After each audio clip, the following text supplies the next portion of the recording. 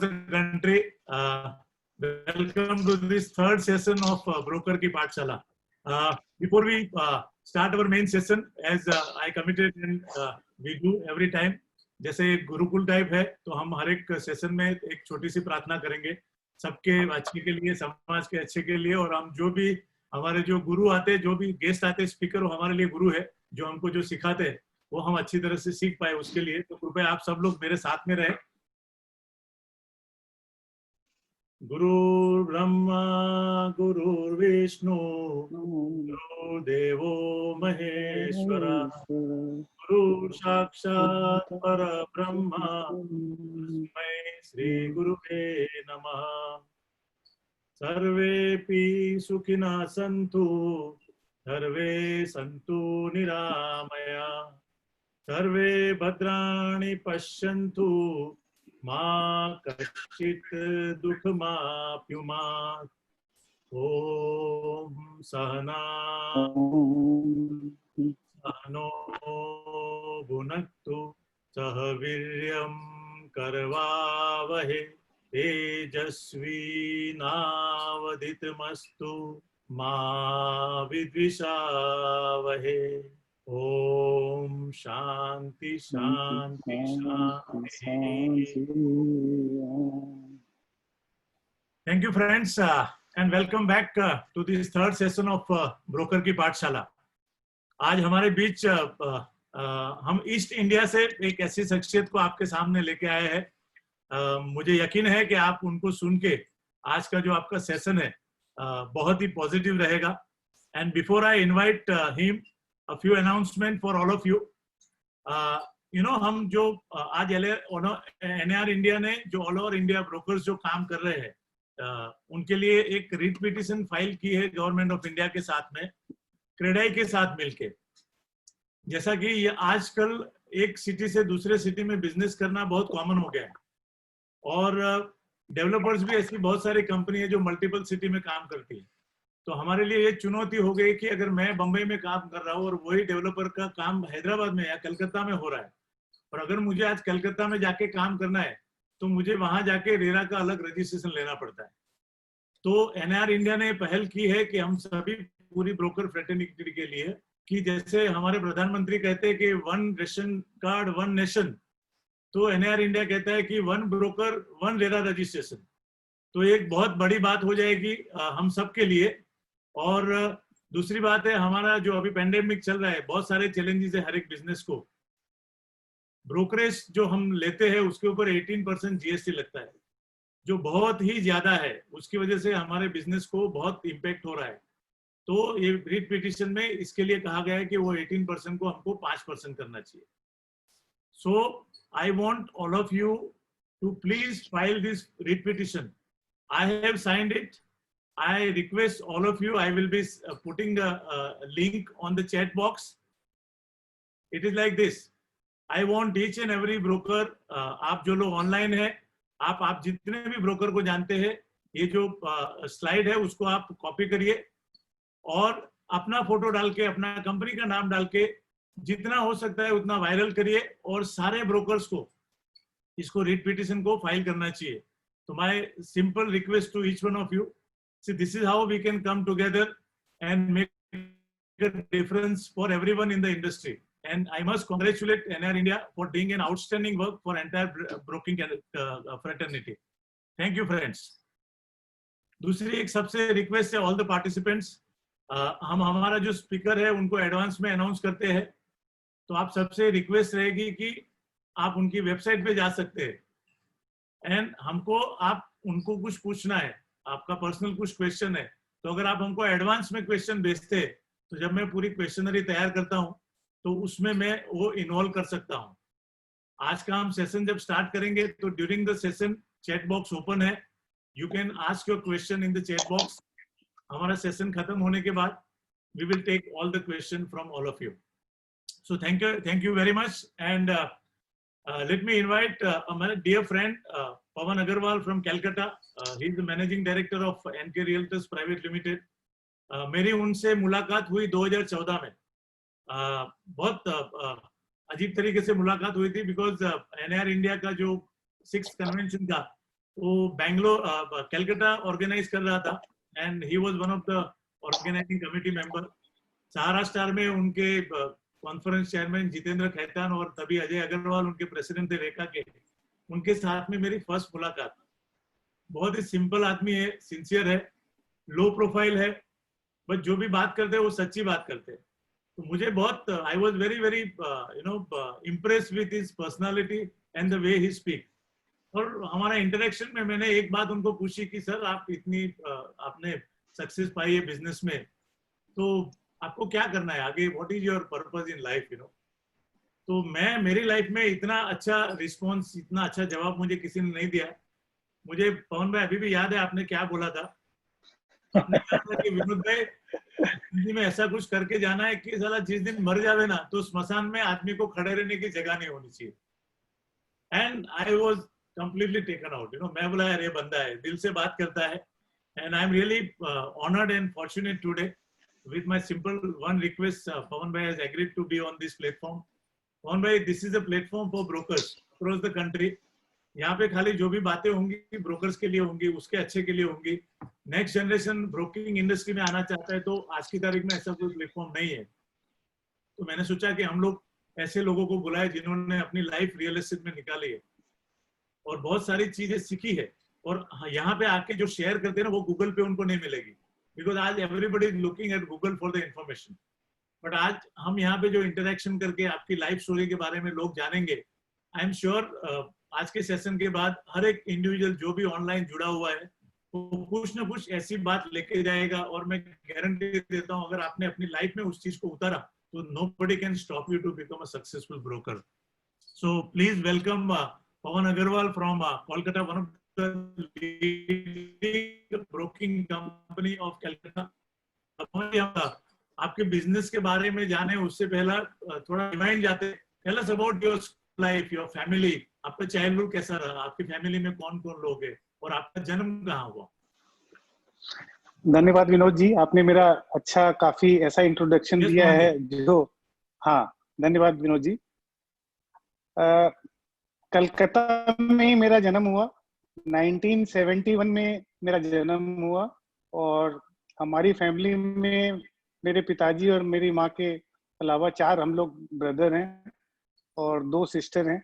और कलकत्ता में 1971 में जन्म होके जब हमने अपना करियर जो चालू किया, हम लोग एक ज्वाइंट फैमिली में हैं और ज्वाइंट फैमिली में रहते हुए हमने रियल एस्टेट के अंदर में, मैं खुद जो है वो 1990 में आया। यहाँ तक मेरी स्कूलिंग का सवाल है, मैंने यहाँ कलकत्ता में श्री माहेश्वरी विद्यालय करके हिंदी मीडियम स्कूल है, उसमें क्लास 10 पढ़ा और उसके बाद फिर क्लास 11 और 12 हमने यहाँ पर भवानीपुर एजुकेशन सोसाइटी कॉलेज करके कॉलेज है उसमें पढ़ा। क्लास 12 के बाद हमने बीकॉम के लिए भी, पास कोर्स के लिए भी अपना पढ़ाई चालू की, बट 1 साल बाद पढ़ाई में इंटरेस्ट नहीं आ रहा था। हमेशा यही इंटरेस्ट होता था कि कुछ ना कुछ अपने ये बिजनेस में लगना है, काम करना है, पढ़ाई में उतना इंटरेस्ट नहीं आ रहा था। तो क्लास 12 तो वैसे पूरा कंप्लीट पास किया और उसके बाद बीकॉम पास नहीं किया, बीच में पढ़ाई छोड़ दी और काम में लग गए। क्या बात है, आपके पिताजी कलकत्ता से नहीं है, मतलब राजस्थान से मेरे ख्याल से कलकत्ता में आए थे, तो उनके बारे में कुछ बताइए। मेरे पिताजी कलकत्ता 1962 में आए थे राजस्थान से, और उन्होंने अपना जो वो भी केवल क्लास 2 तक ही पढ़े हुए थे और उन्होंने भी पहले यहाँ पर आके एज ए लेबर क्लास के हिसाब से अपना काम चालू किया। वो ये बोरे उठाते थे और उनको उस समय में करीब 60 रुपये महीने का उनको मिलता था, 2 रुपया रोज का। और फिर उन्होंने काफी स्ट्रगल करते हुए करीब 1968-69 में उन्होंने खुद का अपना काफी बिजनेस फैलाया 7 साल के बाद ही, और काफी ज्यादा सक्सेसफुल बिजनेसमैन थे और पेपर का काम करते थे, पेपर मिल्स का और उनकी सप्लाई के अंदर में काम करते थे और काफी ज्यादा प्रॉस्पेरिटी की। और उन्होंने करीब 1975-76 तक काफी उनके पास प्रॉस्पेरिटी थी। उस टाइम में उनके पास में 6 एम्बेसडर गाड़ियां हुआ करती थी व्हाइट कलर की हमारी फैमिली के लिए। और फिर उसके बाद वो इमरजेंसी आई और उसके अंदर में काफी चीजें नेशनलाइज हुई और उसके अंदर में फिर उन्होंने अपना सब कुछ उनका वाइप आउट हो गया और उसके बाद वो 1977 से एक्यूट डिप्रेशन में चले गए और एक्यूट डिप्रेशन में जाके उन्होंने 1984 तक आप समझ लीजिए कि केवल घर पे सोते रहे, उठते थे, खाते थे, सो जाते थे, बिल्कुल माइंड कोई काम नहीं करता था। मेरी माँ ने हम लोगों को छहों को, हम लोग चारों भाई को और दोनों बहनों को, जो भी उनकी सेविंग्स थी, जो भी थोड़ी बहुत रेंटल इनकम थी, उससे हम लोगों के पूरे उनको परिवार को आगे बढ़ाया। दोनों हमारी बड़ी सिस्टर की शादी की। फिर जाके 1984-85 में जाके पिताजी का डिप्रेशन ठीक हुआ। तब उन्होंने उस समय में सोचा कि अभी तो अपने पास कोई पैसा नहीं है, कुछ भी नहीं है, तो काम क्या करें? कोई कैपिटल नहीं है, कोई उधार भी नहीं देगा क्योंकि अपनी कोई रेपुटेशन ही नहीं है, कोई जानता भी नहीं है मार्केट में। तो उन्होंने बोला कि हम प्रॉपर्टी का ब्रोकरेज का काम शुरू करेंगे। उस हिसाब में उस समय पापा ने around at the age of 55 उन्होंने वापस एक नया रियल एस्टेट ब्रोकिंग का काम चालू करने की सोची। क्या बात। तो ये जो अभी आप जहाँ पे बैठे हैं जो मोड़ पे, उसका पहली जो नींव है वो पापा ने लगाई 1984 में, करेक्ट? हाँ जी, हाँ जी, ये जो एन के जो नाम है वो आपके पिताजी का नाम है, नंद किशोर, हाँ जी, हाँ जी। करेक्ट? सो नंद उन्होंने क्या किशोर आपको, अग्रवाल। हाँ, तो उन्होंने नंद किशोर अग्रवाल के नाम से ब्रोकिंग का बिजनेस चालू किया 84 में। हाँ जी, पहले हमारी कंपनी का नाम था एनके अग्रवाल एंड कंपनी। सबसे पहले हाँ, नाम था Agarwal Brothers. Correct. Agarwal Brothers के बाद फिर पापा ने नाम किया एनके अग्रवाल एंड कंपनी और एनके अग्रवाल एंड कंपनी के बाद में फिर हमने इसका नाम एनके रियल्टर्स प्राइवेट लिमिटेड रखा। तो पिताजी ने जो शुरुआत की वो कौन से एरिया में क्या काम करते थे? तभी तो मेरे ख्याल से प्लॉटिंग का काम ज्यादा होता होगा, क्योंकि तभी इतनी रियल एस्टेट तो ऑर्गेनाइज थी नहीं 84 में। कलकत्ता में किस टाइप के ट्रांजेक्शन होते थे रियल एस्टेट में? 84 में पापा ने उस समय में मेनली ज्यादा जो फोकस किया वो उस समय में यहाँ पर जो बड़ा बाजार और ये जो यहाँ का मेन पुराना सीबीडी एरिया है हाँ, उसके अंदर में जो जैसे गद्दियां होती है जिनको हम लोग होलसेल मार्केट्स के ऊपर हाँ, में गद्दियां बोलते हैं, उन हाँ, पे काम किया। छोटी ऑफिसों पे काम किया और फ्लैट्स कलकत्ता में 1971 से बनने चालू हो गए थे। यहाँ पर कुछ जो यहाँ की सिंधी फैमिलीज हैं जो काफी पुरानी फैमिलीज, उन्होंने रियल इस्टेट अगर ओवरऑल इंडिया में देखेंगे तो सिंधीज फैटर्निटी का काफी बड़ा योगदान रहा है हाउसिंग के ऊपर में। तो ऑलरेडी यहाँ पर भी रियल इस्टेट में हाउसिंग चालू हो गई थी, तो वो रेसिडेंशियल के ऊपर में और ऑफिस और गद्दियों के ऊपर में ज्यादा काम करते थे और थोड़ा बहुत लैंड के ऊपर में भी काम करते थे। तो आपके पिताजी को सबसे पहले किसने ज्वाइन किया? मतलब आप चार भाई है तो बाकी के तीन ब्रदर भी यही रियल एस्टेट में है, सबसे पहले पापा को किसने ज्वाइन किया? मैं पिताजी के बारे में एक पहले यूनिक बात बोलना चाहूंगा विनोद जी, जो हमारे मेरे लाइफ के अंदर में बिजनेस डेवलपमेंट के लिए इससे अच्छा एक्सपीरियंस या इससे अच्छा एग्जाम्पल नहीं हो सकता है। हाँ, पिताजी का शरीर थोड़ा भारी था हाँ, और पिताजी को उस समय में कलकत्ता के अंदर में जब उन्होंने रियल एस्टेट ब्रोकिंग का काम चालू किया तो हाँ, उनको ये था कि भाई ये जो बड़े बड़े जितने भी परिवार के लोग हैं, बड़े बड़े बिजनेस के हाउस है, क्योंकि Calcutta is known for lot of big business houses, yes, और तो उनसे मिलने के लिए क्या ये जितने भी बड़े बिजनेस हाउसेज वाले यहाँ का एक एरिया विक्टोरिया मेमोरियल करके, वहां पर लोग सुबह वॉक करने के लिए जितने भी जो लोग हैं संभ्रांत लोग विक्टोरिया में वॉक करने जाते थे। तो पिताजी ने बोला कि सुबह सुबह जो है सबसे ज्यादा लोगों को रिक्वायरमेंट होती है न्यूज़पेपर की, अखबार पढ़ने की। तो पिताजी सुबह 4:45 बजे उठते थे, 4:30 4:45 बजे घर से निकलते थे, 4:15 बजे यहाँ पर एक एस्प्लैनेड करके एरिया है जहाँ पर सारे न्यूज़पेपर्स का सर्कुलेशन फर्स्ट जैसे वहां से डिस्ट्रीब्यूशन होता था, वहां से 5-5 सेट अंग्रेजी के और हिंदी के सारे न्यूज़पेपर उठाते थे और उठा के 5:30 बजे विक्टोरिया पहुंच जाते थे। और वहां पर जितने भी ये ग्रुप वाले हैं जो डिफरेंट बिजनेस ग्रुप्स वाले बैठ बैठ के अपना वॉक करके बैठ के फिर थोड़ा गप मारते थे, वहां उनको उस समय में अखबार देते थे कि अखबार पढ़ने के लिए अखबार लीजिए। क्या तो बात। उनको फिर वहां पर और और साथ में अपने चोले में अपनी जेब में रखते थे इलायची, कि वाह, मैं कोई भी गलत चीज खिलाऊंगा नहीं, कोई भी पान पराग पान ये सब नहीं खिलाऊंगा। तो इलायची वो हमेशा गिफ्ट में लोगों को इलायची खिलाते थे और अखबार देते थे। तो उस तरीके से उनको वहां पर अखबार और इलायची वाले बाबू के नाम से जाना गया और वहां से उन्होंने वो अपना एक्सपीरियंस करते हुए बिजनेस डेवलपमेंट जो है वो उन्होंने चालू किया। एक्सीलेंट यार, वेरी। और और जहाँ तक मेरे बिजनेस में पापा को ज्वाइन सबसे पहले मेरे बड़े भाई ने किया, श्याम अग्रवाल जी ने, और उसके बाद मेरे सेकंड ब्रदर जो है वो आर्यन अग्रवाल जी, वो काफी ज्यादा ब्रिलियंट थे पढ़ने के अंदर में।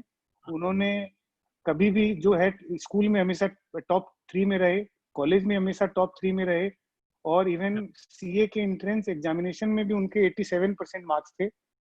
बट पापा को उस समय में रिक्वायरमेंट थी कि नहीं, हमको रियल एस्टेट ब्रोकिंग के अंदर में तुम्हारी भी रिक्वायरमेंट है।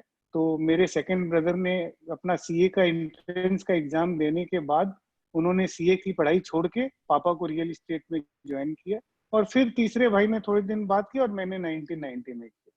तो आपने 1990 में क्योंकि आपके 3 ब्रदर तो ऑलरेडी पापा के साथ आ चुके थे, तो आपने स्टार्टिंग रियल एस्टेट से की या दूसरा भी कुछ काम किया इन बिटवीन?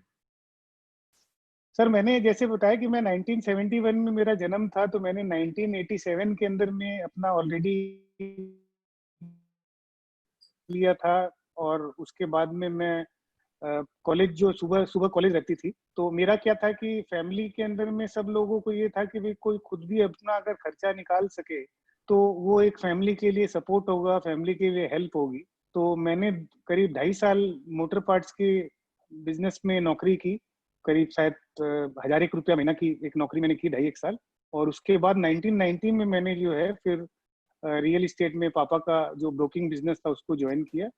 बट नौकरी ने 2.5 साल की नौकरी ने बहुत कुछ सिखाया कि एक ग्राउंडेड, लो प्रोफाइल ग्राउंडेड, किस तरीके से छोटे से छोटे काम को करने की जो आदतें हैं, कि इवन मेरे दुकान में जैसे अगर क्लाइंट्स आते थे और अगर प्योन प्योन नहीं होता था तो हम दौड़ के जाके चाय भी ले आते थे सिकोरा में और केतली के अंदर में। क्या बात। तो कभी भी वो कोई भी नहीं था कि कोई भी काम छोटा है।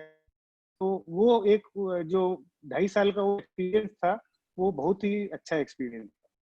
तो आपको रियल एस्टेट में, बिकॉज पिताजी के साथ 3 भाई ऑलरेडी थे, तो चौथे को भी जाना कोई जरूरी नहीं था। आपको क्या कुछ अट्रैक्शन था रियल एस्टेट बिजनेस के लिए, कि ऐसे ही कि नहीं अभी सब लोग हैं तो मैं भी रियल एस्टेट में जाता हूँ? What was that one point which attracted you in real estate? Real estate के अंदर में सर वैसे तो फैमिली की रिक्वायरमेंट भी थी, लेकिन साथ में इसको मतलब ओवरऑल रियल एस्टेट में मेरे को सबसे ज्यादा इम्पोर्टेंट लगता है कि हम लोग इतने अलग अलग लोगों से मिलने की जो अपॉर्चुनिटी होती है, इतने अलग अलग बायर से हम लोग मिलते हैं, इतने अलग अलग सेलर से मिलते हैं, ईच एंड एवरी ट्रांजेक्शन अपने आप में एक यूनिक होता है। तो इतने डाइवर्सिफाइड लोगों से मिलने का जो एक चैलेंज और उनके साथ काम करने का जो मजा और एक उनके थ्रू दुनिया को समझने का एक जो आइडिया है, वो हमको बहुत अपील करता था। तो उसीलिए हमने रियल एस्टेट ब्रोकिंग को मतलब अपना करियर भी बनाया। ग्रेट। पवन भाई, मुझे मैं आपको पिछले 6 साल से जानता हूँ, और आपको मैंने वो कॉन्फ्रेंस में हम लोग बहुत नजदीक 3 दिन रात को 2-2 बजे तक रह के काम किया है। और जिस तरीके से आपने वो कॉन्फ्रेंस में आपका जो रोल था मैनेजमेंट का, मुझे वाकई में ऐसा लगा कि आपकी कोई बड़ी इंस्टीट्यूट से आपने एमबीए किया हुआ है। लेकिन जब आपने आपकी स्टोरी शेयर की और आपने कहा कि आप 12th तक पढ़े हुए, तो आई थिंक दैट इज, मतलब ये चीज मुझे बहुत स्ट्रांगली अपील कर रही है कि एंटरप्रेन्योर बनने के लिए एजुकेशन जरूरी नहीं है। एजुकेशन इज गुड, अगर आपके पास है तो आप इसको और आगे लेके जा सकते हैं, लेकिन एंटरप्रेन्योर बनने के लिए कुछ अलग क्वालिटी होनी चाहिए। Because I have seen lot of people very highly qualified, but वो बोलते हैं they are meant to work only, वो बिजनेस नहीं कर पाते, उनके अंदर वो क्वालिटी नहीं होती है। और आई थिंक आज आप जो शेयर कर रहे हैं ना, उसमें क्वालिटी आती है एंटरप्रेन्योर की। जैसे आपने आपके पिताजी के बारे में कहा कि 2 चौपड़ी 2 पास पढ़े थे, लेकिन he was a great entrepreneur, आप एक अलग सक्सेस स्टोरी पे लेके गए और उनके अंदर एक जुनून था। तो I think that is what this platform is providing our broker fraternity की हियर जो भी सक्सेस स्टोरी है ना, उसकी अलग अलग प्रतिभा है। तो आई एम रियली इम्प्रेस कि मुझे नहीं पता था, मुझे ऐसा ही लगता था जिस तरीके से आप अपना कारोबार संभाल रहे हो, मैनेज कर रहे हो, आपका जो थॉट प्रोसेस है which is clearly coming from your last 30 years experience, I think. So tell us right now, NK Realtors Private Limited में आप अभी मैनेजिंग डायरेक्टर है, और आपके जो तीनों ब्रदर है, उन्होंने क्या किया फिर? उन्होंने डेवलपमेंट का काम कभी स्टार्ट किया उन्होंने? रियल एस्टेट के अंदर में देखिए, हम लोगों का जो 1991 से जो भाई लोग हम लोग सब एक्टिव हुए, वो 2004 में फिर मेरे जो सबसे बड़े भाई है श्याम जी अग्रवाल, उन्होंने ये सोचा कि हम लोगों को, चारों भाई को, आज के दिन में रियल एस्टेट ब्रोकिंग में रहने की रिक्वायरमेंट नहीं है, क्योंकि हम लोग अपनी ऑर्गेनाइजेशन को उस समय थोड़ा ऑलरेडी बिल्ड कर चुके थे। धीरे धीरे कुछ सीनियर लोग भी हमारे पास आ चुके थे और टीम बढ़ रही थी। तो उन्होंने बोला कि हम लोगों को एज ए लीडरशिप के अंदर में अब कुछ नए वर्टिकल को चालू करना चाहिए। सभी लोगों को ब्रोकिंग में रहने की रिक्वायरमेंट नहीं है। और ये अभी एक जो बोले 2004 के उस समय में एक ऐसा समय था कि जहाँ पर इंडिया एक टेक ऑफ की पोजीशन में जा रहा था, आगे बढ़ रहा था। तो उनको लगा कि अब अपने को रियल एस्टेट डेवलपमेंट में बड़े रूप में आना चाहिए। तो उन्होंने 2004 में एनके रियल्टर्स का काम को हम लोगों को सुपुर्द करके बाकी 3 भाइयों को उन्होंने सृजन रियल्टी करके हमारी कंपनी कलकत्ता में उन्होंने खोली।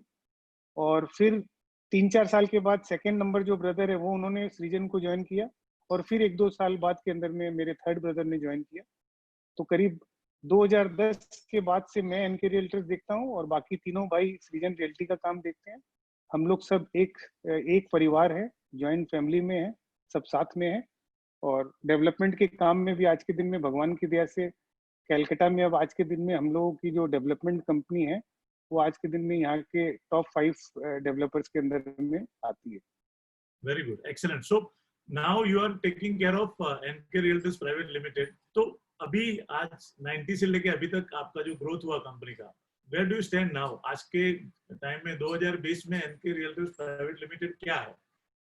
कितने लोग काम कर रहे हैं और क्या क्या काम कर रहे हैं आपकी कंपनी में? हमारी कंपनी में 216 लोग आज के दिन में एज ऑन डेट एज 31 जून के हिसाब से 216 आदमी काम करते हैं। और हमने हमारी ऑफिस कलकत्ता में है। और हमने 2.5 साल पहले हमारा ओवरऑल क्या एक्सपांशन के अंदर में ये नहीं है कि सारी सिटीज में फटाफट ऑफिस खोल लो और उसके बाद फटाफट बंद कर दो।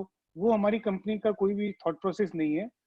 हमारा थॉट प्रोसेस है कि इंडिया एक कंट्री नहीं है, इंडिया के अंदर में 30 कंट्रियों की एक कंट्री है। हर एक स्टेट अपने आप में कंट्री के बराबर है। हर एक स्टेट को अगर आप संभाल लेते हैं तो वो एक कंट्री के बराबर है। तो उसी लिए हमने जो है अपना कलकत्ता में पूरा इस्टेब्लिश होके वो रेट रेस में काफी कंपनियां आई और बोले कि ये एक्सपांशन वैल्यूएशन, हमारे पास एडवाइजर्स आए कि 10 जगह ऑफिस खोलिए, वैल्यूएशन गेम खेलिए। बट हम लोगों ने उसको as a family we thought कि नहीं, that is not the right way of doing business. तो हमने कलकत्ता के अंदर में हमारी ऑफिस है। फिर हमने अभी 2.5 साल पहले हैदराबाद में अपनी ऑफिस खोली है। और ये 2 जगह भी हमारी ऑफिस है। और हम लोग मेनली काफी बड़ा काम करते हैं रेसिडेंशियल प्रॉपर्टीज के अंदर में, बड़े प्रोजेक्ट्स के प्रेफर्ड मैंडेट या सोल सेलिंग मैंडेट के ऊपर में। और इसके अलावा हमारा लैंड का डिपार्टमेंट है, इन्वेस्टमेंट्स है, रिटेल है, ऑफिस है और लॉजिस्टिक एंड वेयरहाउसिंग है और लग्जरी होम्स है। तो ओवरऑल वैसे अगर देखा जाए तो ये सभी कुछ वर्टिकल्स का काम करते हैं। और हैदराबाद ऑफिस है, उसमें केवल सेल का काम करते हैं। यू नो, जब इतनी बड़ी आपने देखा कि 2004 में आपने एक स्ट्रेटेजिक प्लान किया, यू नो, आपकी कंपनी के लिए। ब्रदर अलग हुए, बिजनेस डेवलपमेंट में भी गए, बिकॉज 2005 से इंडिया एफडीआई ओपन हो रही थी। और इतना बड़ा ऑर्गेनाइजेशन, इतने वर्टिकल आपको संभालने के लिए एक core value, you know, foundation होता है किसी भी ऑर्गेनाइजेशन के अंदर। जैसे हमने अभी ये ब्रोकर की पाठशाला शुरू की, पवन जी, तो हमने जो पहले हमारे जो स्पीकर थे फर्स्ट सेशन में, वो मेरे गुरु है बहुत अच्छे, जेपी काबरा जी। उन्होंने आके वैल्यू सिस्टम के बारे में बताया पहले सेशन में कि आपका जो फाउंडेशन है किसी भी ऑर्गेनाइजेशन को ग्रो करने का, सक्सेस होने का, वो एक वैल्यू सिस्टम आपकी स्ट्रांग होनी चाहिए, जिसकी वजह से आप सक्सेस होते हैं। तो आपके ऑर्गेनाइजेशन की वो 3 कोर वैल्यू क्या है? सर, हमारे ऑर्गेनाइजेशन के अंदर में हमारी 3 वैल्यू नहीं है, हमारी 5 वैल्यूज हैं। हाँ। और ये 5 जो वैल्यू है हमारी, ये भी हम लोग कोई भी वैल्यूज केवल देखिए, एक तो अपने को अपने वेबसाइट के लिए बना देते हैं, एक अपने ब्रोचर के लिए बना देते हैं। Very good. और हमारे ओवरऑल ऑर्गेनाइजेशन के अंदर में लीडरशिप से लेके नीचे तक के लेवल के अंदर में जो एक अपना पियोन भी है, जो ऑफिस में चाय पानी देता है, वो भी हमारी सफलता का साथी है और कस्टमर के एक्सपीरियंस का साथी है।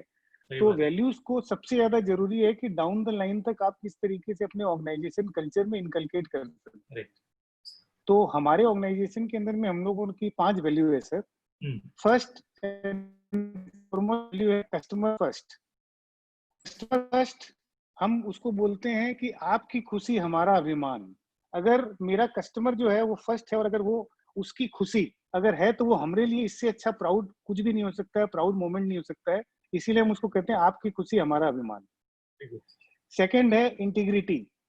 इंटीग्रिटी के अंदर में जो कि हमारी आज के दिन में हिस्ट्री रही है, जब से 1984 से ने में पापा ने जो काम हमारा चालू किया था, जब हम स्ट्रगल कर रहे थे, इवन घर के खर्चे के लिए स्ट्रगल कर रहे थे, तब भी उस समय पापा का एक ही प्रिंसिपल था कि हमको कभी भी अपने एथिक्स पे, प्रिंसिपल पे कभी भी कोई पैसे के लिए गलत काम नहीं करना है, किसी गलत बिल्डर का माल नहीं बेचना है, अपना रुपया समझ के ही हमेशा किसी भी पार्टी का रुपया लगाना है। इंटीग्रिटी के ऊपर में कभी भी बेटा आप लोग तुम लोग कोई कभी भी कॉम्प्रोमाइज मत करना।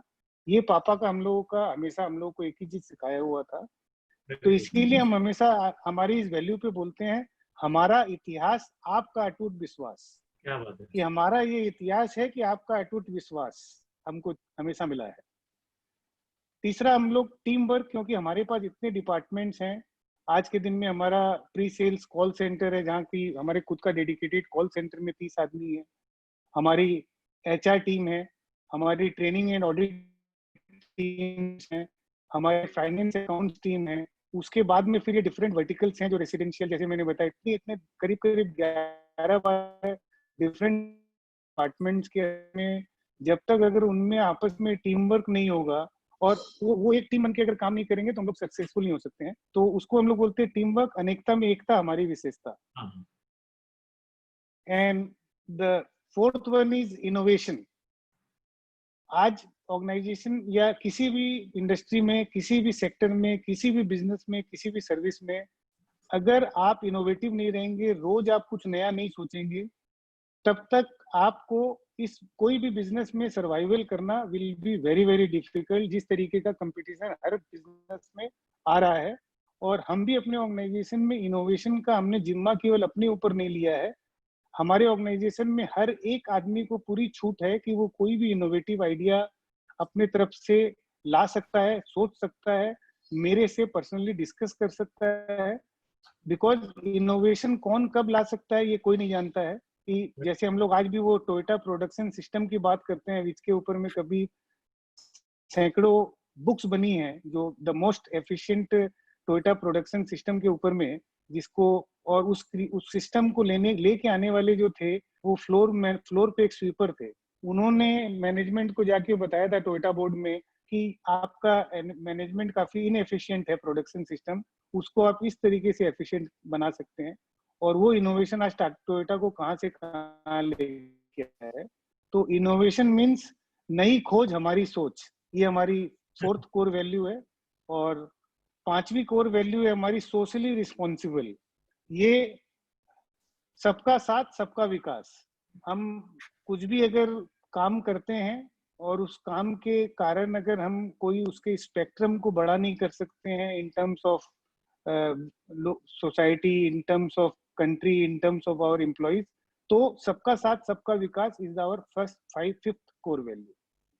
क्या बात है। मुझे लगता है आपने बहुत अच्छी तरह से पांचों कोर वैल्यू को समझा है। और आई रियली अप्रिशिएट जो आपने पहले कहा ना कि बहुत सारे बड़े बड़े कॉर्पोरेट्स अपने वेबसाइट के लिए एक अच्छे मार्केटिंग एडवर्टाइजिंग कंपनी को पकड़ के एक अच्छा सा लिखने वाला चीज लिखवा देते हैं, और जब कस्टमर उनके पास पर्सनली जाता है तो वो दोनों के बीच में कोई तालमेल नहीं होता है। तो एकदम सही बात। और सबका साथ सबका विकास तो आपका तो ये कोर वैल्यू हमारे प्रधानमंत्री मोदी जी ने भी ले लिया है। हमने हमने उन्हीं से लिए है। पवन जी, अभी टाइम चेंज हो रहा है, इतने सारे लोगों को हैंडल करना, इतना सारा काम टाइम पे होना, तो व्हाट डू यू थिंक, आप टेक्नोलॉजी का कितना यूज करते हैं बिजनेस के अंदर और कितना इंपॉर्टेंट है अभी? सर मैंने पढ़ाई जैसे आपको बताया केवल क्लास 12 तक की है, और बट टेक्नोलॉजी के ऊपर में चाहे मेरे को हो सकता है कि कम से कम एक्सपीरियंस है, मेरे को हो सकता है एक्सेल चलाना नहीं आता है, पावर पॉइंट बनाना नहीं आता है, वर्ड फाइल के ऊपर में कैसे काम किया जाता है ये मैं नहीं जानता हूँ। बट वो सारा काम हम लोग, जैसे आपने बताया कि आप अपने साथ लोगों को जोड़ सकते हैं, उनको कंपनी में रख सकते हैं, उस तरीके के एक्सपीरियंस लोगों को, और उनके साथ आप सारा काम अपना जो भी आपके माइंड में है उसको उनको बता सकते हैं, और उससे वो काम कर सकते हैं। तो टेक्नोलॉजी के बारे में तो हम आज से नहीं, हम तो हर 15 साल से ऊपर से जो है, टेक्नोलॉजी के बिना तो आप आगे ग्रो कर ही नहीं सकते हैं, बड़ा काम कर ही नहीं सकते हैं, और प्रॉपर कंज्यूमर एक्सपीरियंस भी नहीं दे पाएंगे, रिजल्ट्स भी नहीं आ पाएगा। टेक्नोलॉजी के बिना तो कुछ हो ही नहीं सकता है। टेक्नोलॉजी का तो बहुत इंपॉर्टेंस है। और स्पेशली अभी जैसे हम लोग जुड़े हुए हैं टेक्नोलॉजी से, आई थिंक हमको ये फैसिलिटी अवेलेबल थी हमारे पास, लेकिन ये लॉकडाउन ने, पेंडेमिक ने हमको फोर्स किया कि भैया आपके पास अभी ऑल्टरनेट नहीं है। तो हम लोग अभी जुड़े हुए हैं ऑनलाइन, कितना मतलब इट इज वेरी कंफर्टेबल। मैं, आप कलकत्ता में, मैं यहाँ पे हूँ, और पूरे इंडिया से अलग अलग सिटी से लोग हम सब दोनों को सुन रहे हैं। तो it is a fantastic opportunity for all of अस। लेकिन आपको क्या लगता है कि अभी आजकल अमेजोन है, फ्लिपकार्ट है, बहुत सारी चीजें ऑनलाइन बिक रही है, और टेक्नोलॉजी और आगे, आर्टिफिशियल इंटेलिजेंस आएगा, ब्लॉकचेन आ रहा है। आपको लगता है कि रियल एस्टेट के अंदर टेक्नोलॉजी कहाँ तक जाएगी? मतलब आपको वन टू वन रिलेशनशिप, जो one two one connect real estate में कितना इम्पोर्टेंट है? तो सर, जब ये लॉकडाउन हुआ, प्रधानमंत्री जी ने जब अनाउंस किया कि 24 मार्च से हमारी कंट्री पूरे लॉकडाउन में जाएगी, तो हमारी जो एक लीडरशिप बोर्ड है, हमने हमारे ऑर्गेनाइजेशन में एक लीडरशिप बोर्ड बना रखा है, जिसके अंदर में हम लोग 9 जन है मेरे को लेके। तो हम बोले कि ये क्राइसिस के अंदर में, crisis brings innovation. I always believe कि एवरी क्राइसिस ब्रिंग्स इनोवेशन। तो हमने उस समय में बोला कि अभी निगेटिविटी को दिमाग में न रखते हुए, let's think in a positive way, कि during this difficult time also what we can do, how we can motivate our sales people, and what we can do. और उस समय में हमको ये लगता था कि उसके प्रायर कोई एक्सपीरियंस नहीं था कि बिना साइट विजिट के भी कस्टमर लोग अपार्टमेंट बुक करते हैं। इस टाइप का एक्सपीरियंस ना हमको था और ना कन्विक्शन था। बट हमने वहां पर बोला कि नहीं, ये क्राइसिस के अंदर में जहाँ सब लोग अंदर ही बैठे हुए, अपने घरों में बैठे हुए हैं, let's use the technology to the fullest and let's try to do something different. और वहां से हमने जो है टेक्नोलॉजी के ऊपर में, वीडियो विजिट्स नहीं, के मेरा, ऊपर में, वहां पर एक पूरा, कैन यू हियर मी? हाँ प्लीज गो अहेड। तो हमने पूरा टेक्नोलॉजी के ऊपर में, वीडियो विजिट्स के ऊपर में काम चालू किया। और जहां हम लोगों को लगता था कि कस्टमर जो है पहले की बिना साइट विजिट के कस्टमर बुक ही नहीं कर सकते हैं, वहां पर हमने ड्यूरिंग दिस लॉकडाउन पीरियड के अंदर में अप्रैल में, जून में, जो हमारी एवरेज सेल्स का अराउंड 65-70% सेल्स अचीव किया। और उसमें मैक्सिमम कस्टमर ने केवल वीडियो विजिट के थ्रू हमको अपना बुकिंग का चेक दिया, which was something very very, मतलब eye opener for the entire organization की वीडियो विजिट्स पे भी हम लोग किस तरीके से प्रॉपर काम कर सकते हैं।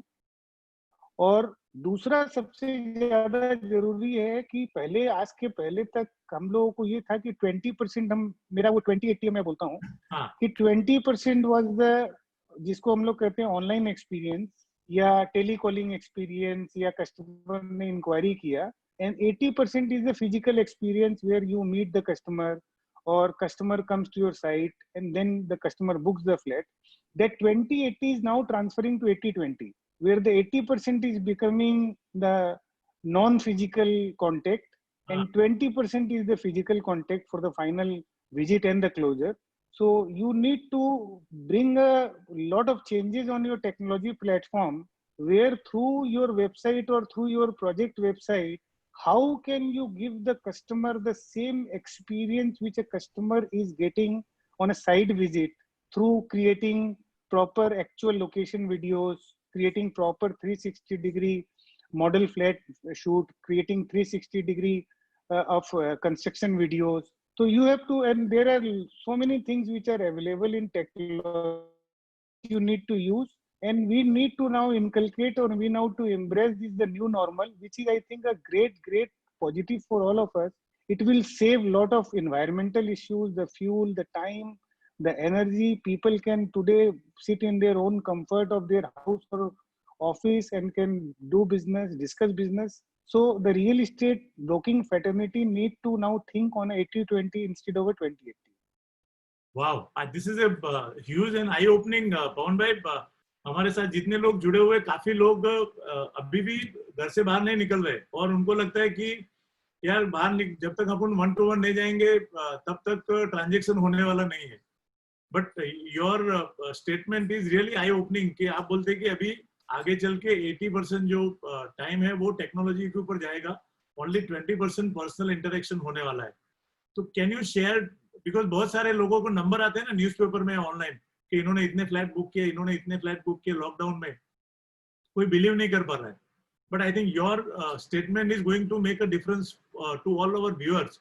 आपने अभी आपका जनरल जो आपने बताया कि 60-70% आपने अचीव किया, तो आप महीने में वैसे आपके पास अभी कितने प्रोजेक्ट है जो आप मैंडेट सोल सेलिंग प्रोजेक्ट्स कितने हैं आपके पास अभी? सर कलकत्ता के अंदर में हम लोग के करीब करीब 27 प्रोजेक्ट हैं जो हमारे पास प्रेफर्ड मैंडेट में है, और उसी के साथ फिर प्रीमियम होम्स भी कलकत्ता में हमारा सेगमेंट है, उसमें 7 प्रोजेक्ट हैं, तो टोटल 34 प्रोजेक्ट कलकत्ता में है। और 3 प्रोजेक्ट अभी हमारे हैदराबाद में है। तो टोटल वैसे 37 प्रोजेक्ट्स हमारे प्रेफर मैंडेट में है। तो ये आपने 37 प्रोजेक्ट्स में लॉकडाउन के दरमियान, लॉकडाउन के पहले आपका एवरेज कितना सेल्स होता था, नंबर ऑफ अपार्टमेंट, और लॉकडाउन में आपने कितने बुकिंग किए, इफ यू कैन शेयर? तो सर हमारा लास्ट ईयर के अंदर में एवरेज हमने करीब करीब 235 अपार्टमेंट मंथली बेचे हैं। और अभी हमारा इस अप्रैल में हमने सोचा था कि हम 50 अपार्टमेंट भी नहीं बेच पाएंगे, जब हमने लॉकडाउन मार्च में अनाउंस हुआ था, और हम लोग काफी सोचे थे कि 50 फ्लैट भी अगर बेच लेंगे तो it will be big figure. वहां हमने 120 अचीव किया। फिर मई में हमने 159 अचीव किया, और जून में फिर हमने 210 अचीव किया। सर अभी ये जो आपने बात कही है ना, जितने लोग मुझे सुन रहे हैं, मुझे तो आश्चर्य हुआ ही है, लेकिन ये वीडियो जब पूरे इंडिया के जितने भी डेवलपर सुनेंगे वो सारे लोग आपको चेस करने वाले हैं कि भाई हम लोग, हमारे पास सब टेक्नोलॉजी है, इतना बड़ा एक्सपीरियंस टीम है, इतनी बड़ी टीम है, इतनी बड़ी ब्रांड है, but they are yet not able to sell this kind of number in city like Mumbai. I am telling you, this is a fact. So it's a great positive for, according to me, for all the brokers who are out there. You know, if Pawan Bhai can do, we all can do. Isn't it, Pawan Bhai? तो उसके लिए sir जितने भी जो broking fraternity के अंदर में हमारे जितने भी साथी हैं, और जो आज के दिन में इस तरीके का मैंडेट का काम करते हैं अपनी रिस्पेक्टिव सिटीज के अंदर में, अगर उनको मेरे से कोई एडवाइस लेनी है, कोई भी आइडिया लेना है, तो वो उनको एब्सोल्युटली फ्री मिलेगा। yes, कोई चार्ज नहीं है। केवल चार्ज ये कि जब भी ये कोरोना कोविड का प्रॉब्लम खत्म हो जाएगा और मैं उनकी सिटी में आऊंगा, तो मेरे को कम से कम लंच या डिनर जरूर करा दे। So I guarantee you after this session, पवन भाई, आपका पूरा जो साल है ना, वो अपॉइंटमेंट से भर जाएगा। हर एक सिटी से आपको बुलावा आने वाला है। अब आपने जैसे बताया आप मैंडेटरी प्रॉपर्टी में ज्यादा काम करते हैं, तो बहुत सारे हमारे ब्रोकर्स है, उनको ये समझना है कि आप मैंडेट जब लेते हैं तो क्या क्या चीज का ध्यान रखते हैं। बिकॉज सी, मैंडेट लेना एक बात है और रिजल्ट देना दूसरी बात है। तो रिजल्ट आप तभी दे पाते जब आप मैंडेट लेते हैं, तभी किसी चीज के ऊपर आपका एक कुछ फिक्स क्राइटेरिया होगा कि भाई ये चीज होगा तभी हम ये प्रोडक्ट का मैंडेट ले सकते हैं। तो what are those things which you do due diligence about? देखिए सर, सबसे पहले तो हम लोग ये समझते हैं कि जिस बिल्डर के साथ में हम काम कर रहे हैं, वो बिल्डर की क्रेडिबिलिटी मार्केट में कैसी है। वो फर्स्ट एंड फॉरमोस्ट हमारे लिए सबसे ज्यादा जरूरी है कि बिल्डर की जो, जिसका भी हम बिजनेस डेवलपमेंट के लिए इनिशिएटिव ले रहे हैं, या वो अगर हमको अप्रोच कर रहा है, तो as a builder, as a person वो कैसा है। हो सकता है कि बहुत बार बिल्डर वो नहीं है, वो नया इस इंडस्ट्री में आना चाहता है, he can be a first time developer also. उसके लिए भी उसका ओवरऑल जो मार्केट में रेपुटेशन क्या है, दूसरे बिजनेस में या बैंकिंग सेक्टर में या ओवरऑल सोसाइटी सेक्टर में, वो जरूर first and foremost most important criteria है हमारे लिए इन terms of taking any new business. फिर दूसरा देखते हैं कि जो प्रोडक्ट उनकी जिस लोकेशन में बन रहा है और जिस टाइप का उनका प्रोडक्ट अगर कंसीव किया हुआ है, प्लान बना हुआ है, तो जिसमें चेंजेस नहीं हो सकता है, तब हम देखते हैं कि ये प्रोडक्ट सेलेबल हो सकता है कि नहीं हो सकता है। जो बिल्डर की प्राइस एक्सपेक्टेशन है उस पर हम उसको फुलफिल कर सकते हैं कि नहीं कर सकते हैं। वेलोसिटी किस टाइप की उस प्रोडक्ट के अंदर में आ सकती है या नहीं आ सकती है। उस वेलोसिटी के अंदर में वो हमारे लिए बिजनेस सेंस बनता है कि नहीं बनता है, और बिल्डर के लिए बिजनेस सेंस बनता है कि नहीं बनता है, इन सब चीजों को देखते हुए हम मेन इसका डिसीजन लेते हैं कि हमको इस प्रोजेक्ट के अंदर में एग्रेसिवली जो है बिजनेस के लिए पिच करना है कि नहीं करना है। केवल नंबर्स को बढ़ा लिया, आपने प्रोजेक्ट ले लिया, फिर उसके बाद में 3 महीना 6 महीना बाद आपको प्रोजेक्ट से निकाल दिया गया या आपने छोड़ दिया, तो आपके ऊपर में फेल्योर के टैग्स लगते जाएंगे।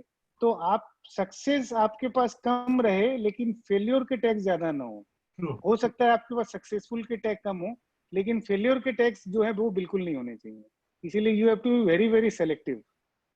Very true. और दूसरी जैसे अभी आपने कहा कि आपके पास 216 लोगों की टीम नंबर सुन के काफी हमारे साथी है वो लोग चौंके होंगे कि यार एक बंदा 12th पढ़ा हुआ बंदा अभी इतना बड़ा ऑर्गेनाइजेशन कैसे चलाता है। और सबको सबसे ज्यादा जो चैलेंजेस हमारे में पवन भाई, मैं काफी लोगों को मिलता हूँ तो वही पूछते हैं वो लोग कि यार आप सेल्स टीम को रिटेन कैसे कर पाते हैं। यहाँ तो बंदे को सिखाया, थोड़ा सीख दिया, 4 ट्रांजेक्शन किया तो दूसरा जाके ऑफिस खोलता है। वो एक डर बना रहता है हर एक एंटरप्रेन्योर के मन में। So how do you retain your sales team? आप एचआर के अंदर क्या ऐसा स्पेशल करते हैं कि टीम बोलती है कि नहीं हमको पवन भाई को छोड़ के किधर भी नहीं जाना, हमको यहाँ पे काम करना है?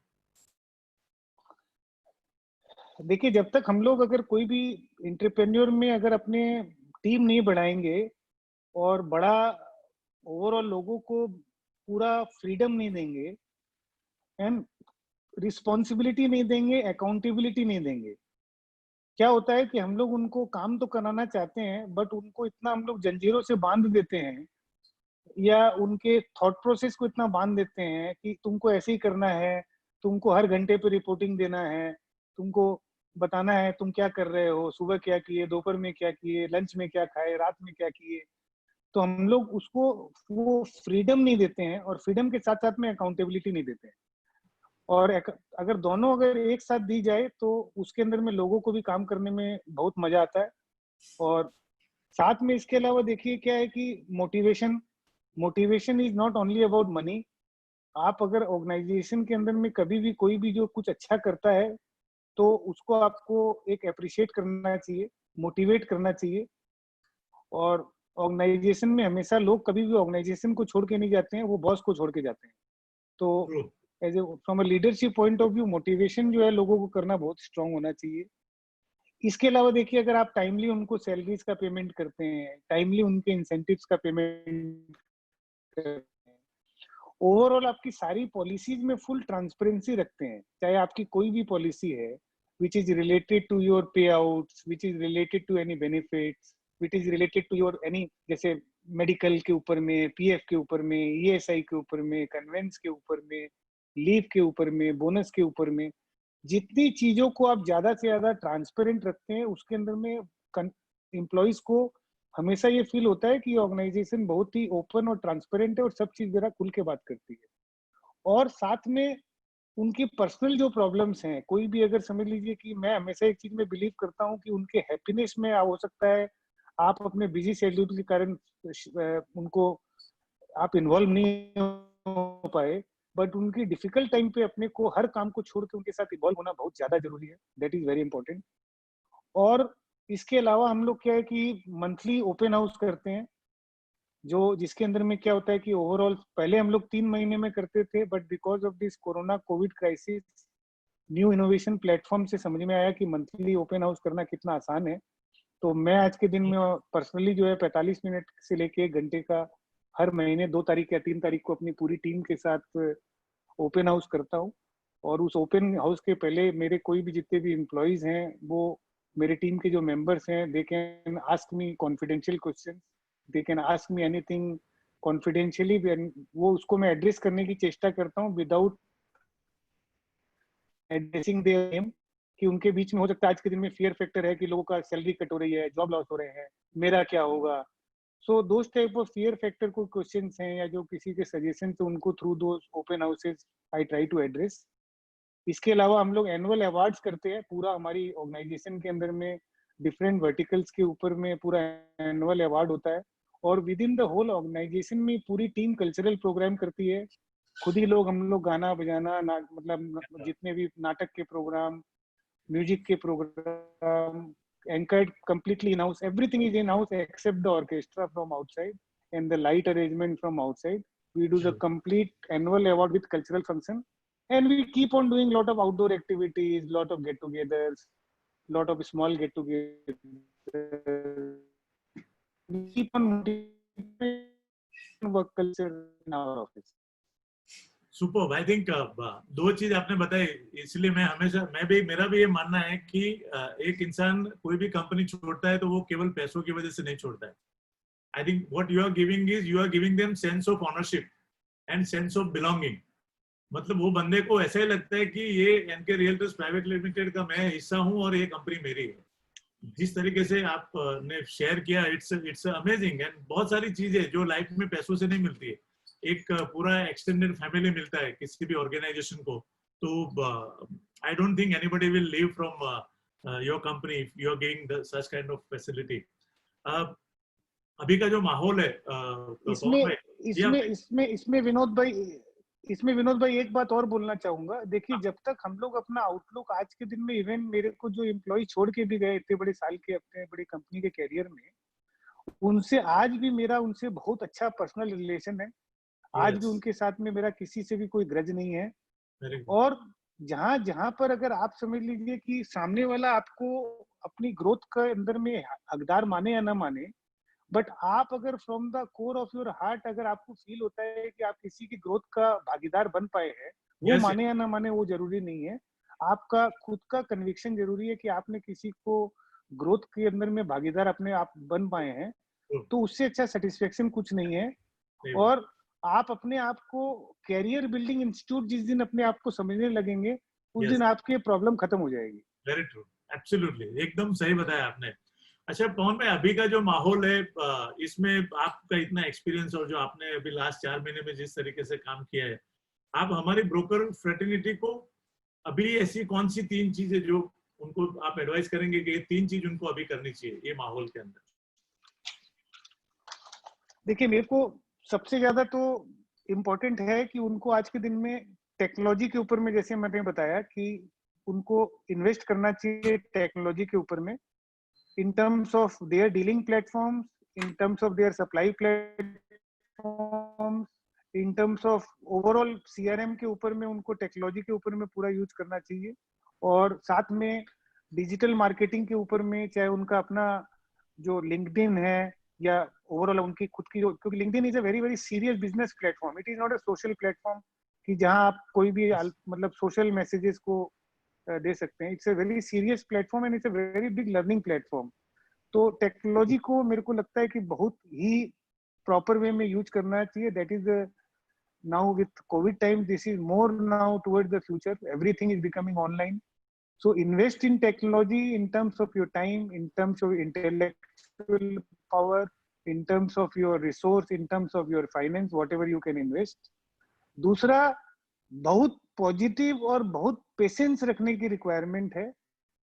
अगर आपके मार्केट के अंदर में ट्राई करते रहिए, हम लोग जिसको कहते हैं कि बाल्टी को भरते रहिए, fill up the bucket. Bucket को अभी अपने प्रोस्पेक्ट से और उनसे भरते रहिए, अभी इम्पेशेंट मत होइए। जैसे ही ये जो थोड़ा सा निगेटिव टाइम से कस्टमर निकलेगा और जब वो डिसीजन लेगा, तो उस बकेट में आपका एक साथ जो है पूरा, जैसे बरसात होती है वैसे डील्स की बरसात होगी। You need to be very positive and patience and to create the bucket. And the third and foremost thing I feel कि अभी ब्रोकर्स को अपने ओवरऑल मार्केट के ऊपर में पूरा कंट्रोल डोमिनेंस करने के लिए सप्लाई के ऊपर में बहुत अपना वर्क करना चाहिए, कि जिसे हम सप्लाई के डेटा को इस खाली समय में किस तरीके से अच्छा इसको भर सकते हैं अपने पूरे सिस्टम में, जिससे हमारे पास अगर कोई भी रिक्वायरमेंट आए तो सप्लाई कम होने के कारण वो क्लाइंट किसी दूसरे ब्रोकर के पास नहीं जाए, वो उस पर्टिकुलर ब्रोकर से उसका काम हो पाए। These are the 3 things which I feel a broker should do now. Excellent. I think amazing tips you have given, Pawan bhai. Apart from your own company, you have found another group for multi-city business. It's called Cyril. So can you share something about Cyril for our brokers fraternity? Because बहुत सारे लोग, पवन भाई, एक 30 साल पहले मैं खुद भी एक ही कॉर्नर में बैठ के 2 किलोमीटर के अंदर बिजनेस करता था 5-6 साल तक। फिर वो लोकेशन से उठ के मैं दूसरे लोकेशन में गया, एक सबब में, फिर तीसरे लोकेशन में गया। But I think it is very important that sitting in one place, one can do business across the country. उसके लिए आपका नेटवर्किंग और कोलैबोरेशन होना जरूरी है, और आपने ये जादू करके दिखाया है। तो can you share something about Cyril to our broker friends? तो सिरिल सर माने है, सिरिल का जो माने है वो ये है कि commercial, industrial, retail, investment and land, ये 5 वर्टिकल को मिलके सिरिल बनाया है। इसमें हम लोग कोई भी रेसिडेंशियल बिजनेस नहीं करते हैं, ये 5 वर्टिकल के ऊपर में बिजनेस करते हैं। और ये ब्रेन चाइल्ड है हमारे 2 मेंबर्स का, जो सिरिल में हम लोग फाउंडर जो डायरेक्टर्स है, इसमें ये ब्रेन चाइल्ड है मिस्टर विजय सारथी का, वो आप उनको अच्छी तरह से जानते हैं, और मिस्टर संजय पुरी फ्रॉम बॉम्बे। ये बेसिकली इनका आइडिया है, 2 लोगों ने मिल के उनका ये ब्रेन चाइल्ड है। उन्होंने फिर मेरे को, मिस्टर राजू मेहतानी को और मिस्टर प्रवीण बवादिया को, और इस तरीके से दिल्ली से मिस्टर पंकज जैन को और जायद भाई को बेंगलोर से, इन सब को हैदराबाद में एक दिन इकट्ठा किया कि आप लोग एयरपोर्ट के बगल में होटल है नोवोटेल, वहां पर आइए, सुबह आइए, रात का फ्लाइट से निकल जाइएगा, अपने आपस में लंच करेंगे और कोई बिजनेस का डिस्कशन करेंगे। तो वहां पर ये मेन डिस्कशन ये था कि भाई आज के दिन में हम लोग सब लोकल अपने अपने मार्केट में काफी स्ट्रांग हैं, in terms of knowledge, in terms of relations, in terms of our expertise, everything. But जितने भी आईपीसीज है, इंटरनेशनल प्रॉपर्टी कंसल्टेंट्स, उनके साथ में compete करने के लिए अगर कोई नेशनल प्रेजेंस नहीं है, तो आप रेसिडेंशियल लोकल बिजनेस है, बट बाकी जितने भी बिजनेस है उनके लिए नेशनल फुटप्रिंट होना बहुत ज्यादा जरूरी है। तो उसमें हम लोगों को समझ में आया कि सिरिल का होना इसलिए जरूरी है कि हम लोगों को अगर आईपीसी से compete करना है और अपने आप को बीइंग अ लोकल ऑफिस होते हुए विथ मिनिमम एफर्ट एक नेशनल प्रेजेंस के ऊपर में जाना है, तो इससे अच्छा प्लेटफॉर्म नहीं हो सकता है। तो फिर ये भी सोचा कि भाई सब अलग अलग मेंबर्स लोग हैं, अलग अलग मेंटेलिटी है, अलग अलग सोच है, कैसे ये चलेगा। बट हम लोगों ने हिम्मत की और अब आज 5 साल से ऊपर हो गए हैं, और सिरिल का जो काम है ओवरऑल हमारे मेंबर टू मेंबर में काफी अच्छा आपस में काम चल रहा है, और हम लोग इस प्लेटफॉर्म के थ्रू आज अपना नेशनल प्रेजेंस क्रिएट कर पाए हैं। वेदर कोई भी एनके रियल्टर्स भी, आज हम बोलते हैं कि हमारे इंडिया में इतनी ऑफिसेज है, हर ऑफिस के अंदर में हम इवन बिजनेस के अलावा इवन पर्सनल भी कोई प्रॉब्लम भी होती है तो वो हमारी फैमिली के हिसाब से सारा काम होता है। और अब हम आज के दिन में कम से कम इंटरनेशनल प्रॉपर्टी कंसल्टेंट्स के इन फ्रंट में अपने कॉर्पोरेट्स में फाइट कर सकते हैं बिजनेस के लिए। So I feel it's a great idea conceived by Vijay and Sanjay and then formulated by all of us. Excellent. I think ये तो वैसे बात हो गई कि हमारी जो 10 उंगलियां है पवन भाई, 10 उंगलियां अलग अलग है, सबका शेप अलग है, सबकी स्ट्रेंथ अलग है, बट जब वो मुट्ठी बनती है तो उसके अंदर ताकत आती है। आपने भी अलग अलग सिटी से जो वहां के जो लीडर है उनको एक जमा करके सिरिल बनाई, वो मुट्ठी बन गई, you know. And I think brokers can do that. मैं हमेशा कहता हूँ कि हमारे अंदर जो ट्रस्ट लेवल है, कॉन्फिडेंस लेवल है, can you think about 10 developers coming from different city and doing a project? It is impossible, but brokers can do that, and now it is happening in a very fast way. So and ऐसे जब organization बनते तो वहाँ पे leadership बहुत important होती है, and you are a great leader. Can you share some leadership tool to our brokers friends, you know, which they can apply in their life and they can be a great leader? देखिए, सबसे ज्यादा जरूरी तो leadership के लिए है कि आपको ग्राउंड लेवल पे वर्किंग करना पड़ेगा।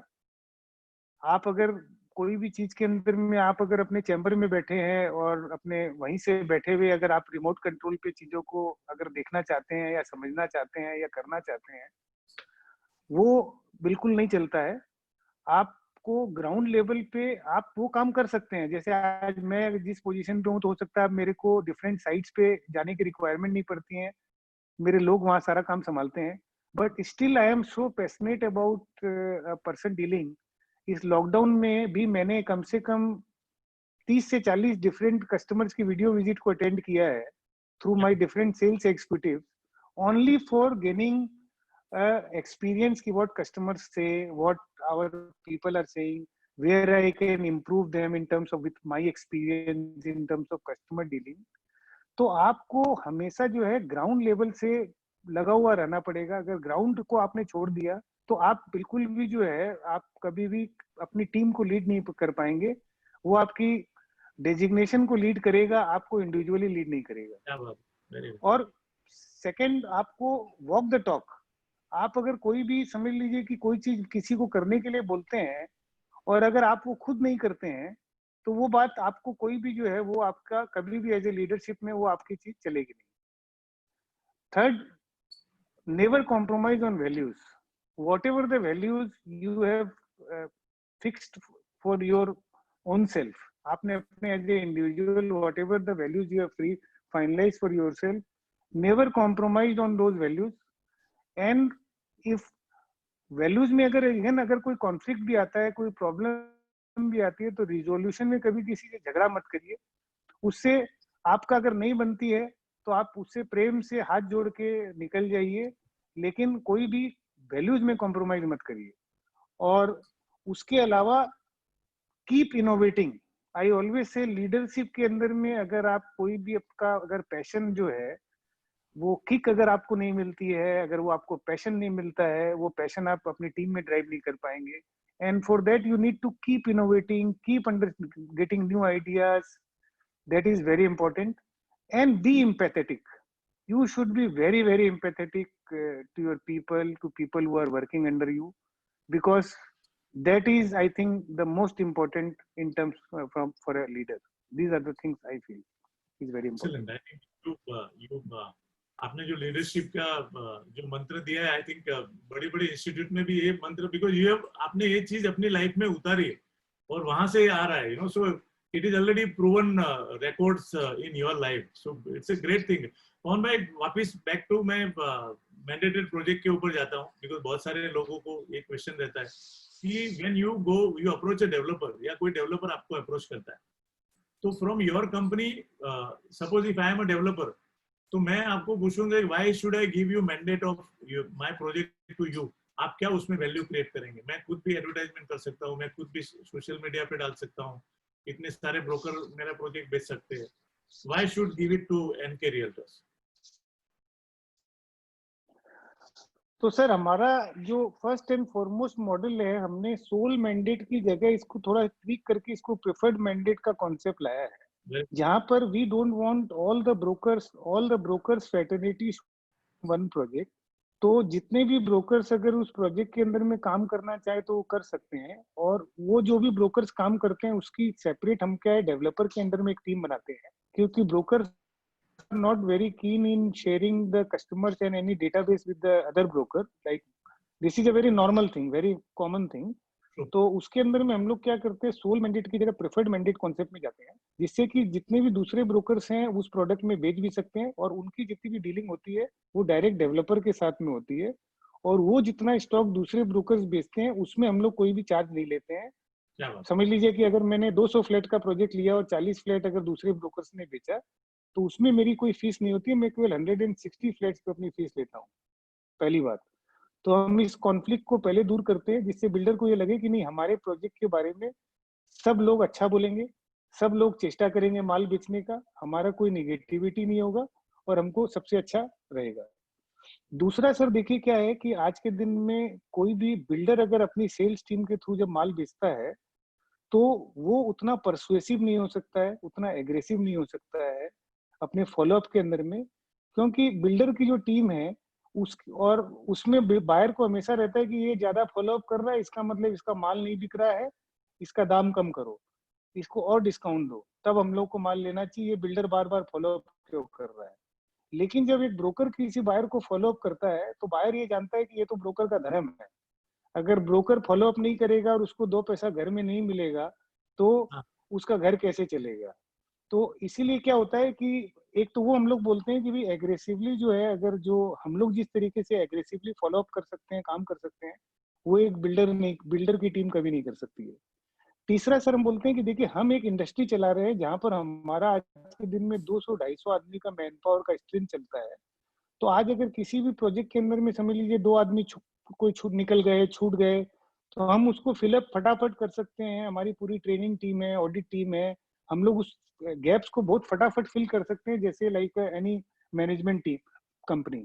बट आप एज ए डेवलपर अगर आपने कोई टीम बनाई 5 आदमी की और उसमें अगर 3 आदमी चले गए, तो उसके बाद में आपके लिए वो टीम बनाना और या उसको फिलअप करना इज वेरी वेरी डिफिकल्ट। चौथा, हमारा क्या है कि आज इतना जो डिफरेंट सारे प्रॉपर्टीज में और डिफरेंट बिल्डर्स के साथ और इतने बड़े हजारों हजारों लाखों कस्टमर्स के साथ हमारा जो इंटरेक्शन है और हमारी जो मार्केट की ग्रिप है और जो अंडरस्टैंडिंग है, तो उस हिसाब से एक पूरा साइंटिफिक वे में आपके प्रोडक्ट के अंदर में किस तरीके से पूरा डीलिंग होनी चाहिए, किस तरीके से इसका पोजीशनिंग होनी चाहिए, किस तरीके से इसका काम होना चाहिए, उसके हम एक्सपर्ट हैं। तो आप अपना एक्सपर्टीज जो है, आपका एक्सपर्टीज है डेवलपमेंट की तरफ में, लैंड एक्विजिशन की तरफ में, आपका एक्सपर्टीज है लीगल इश्यूज के ऊपर में, कलेक्शन के ऊपर में, फाइनेंस के ऊपर में। आपका फोकस उस पर रखिए। सेल्स की एक्सपर्ट है मैं, हमको जो है सेल्स के उस पे सेल्स हमको करने दीजिए।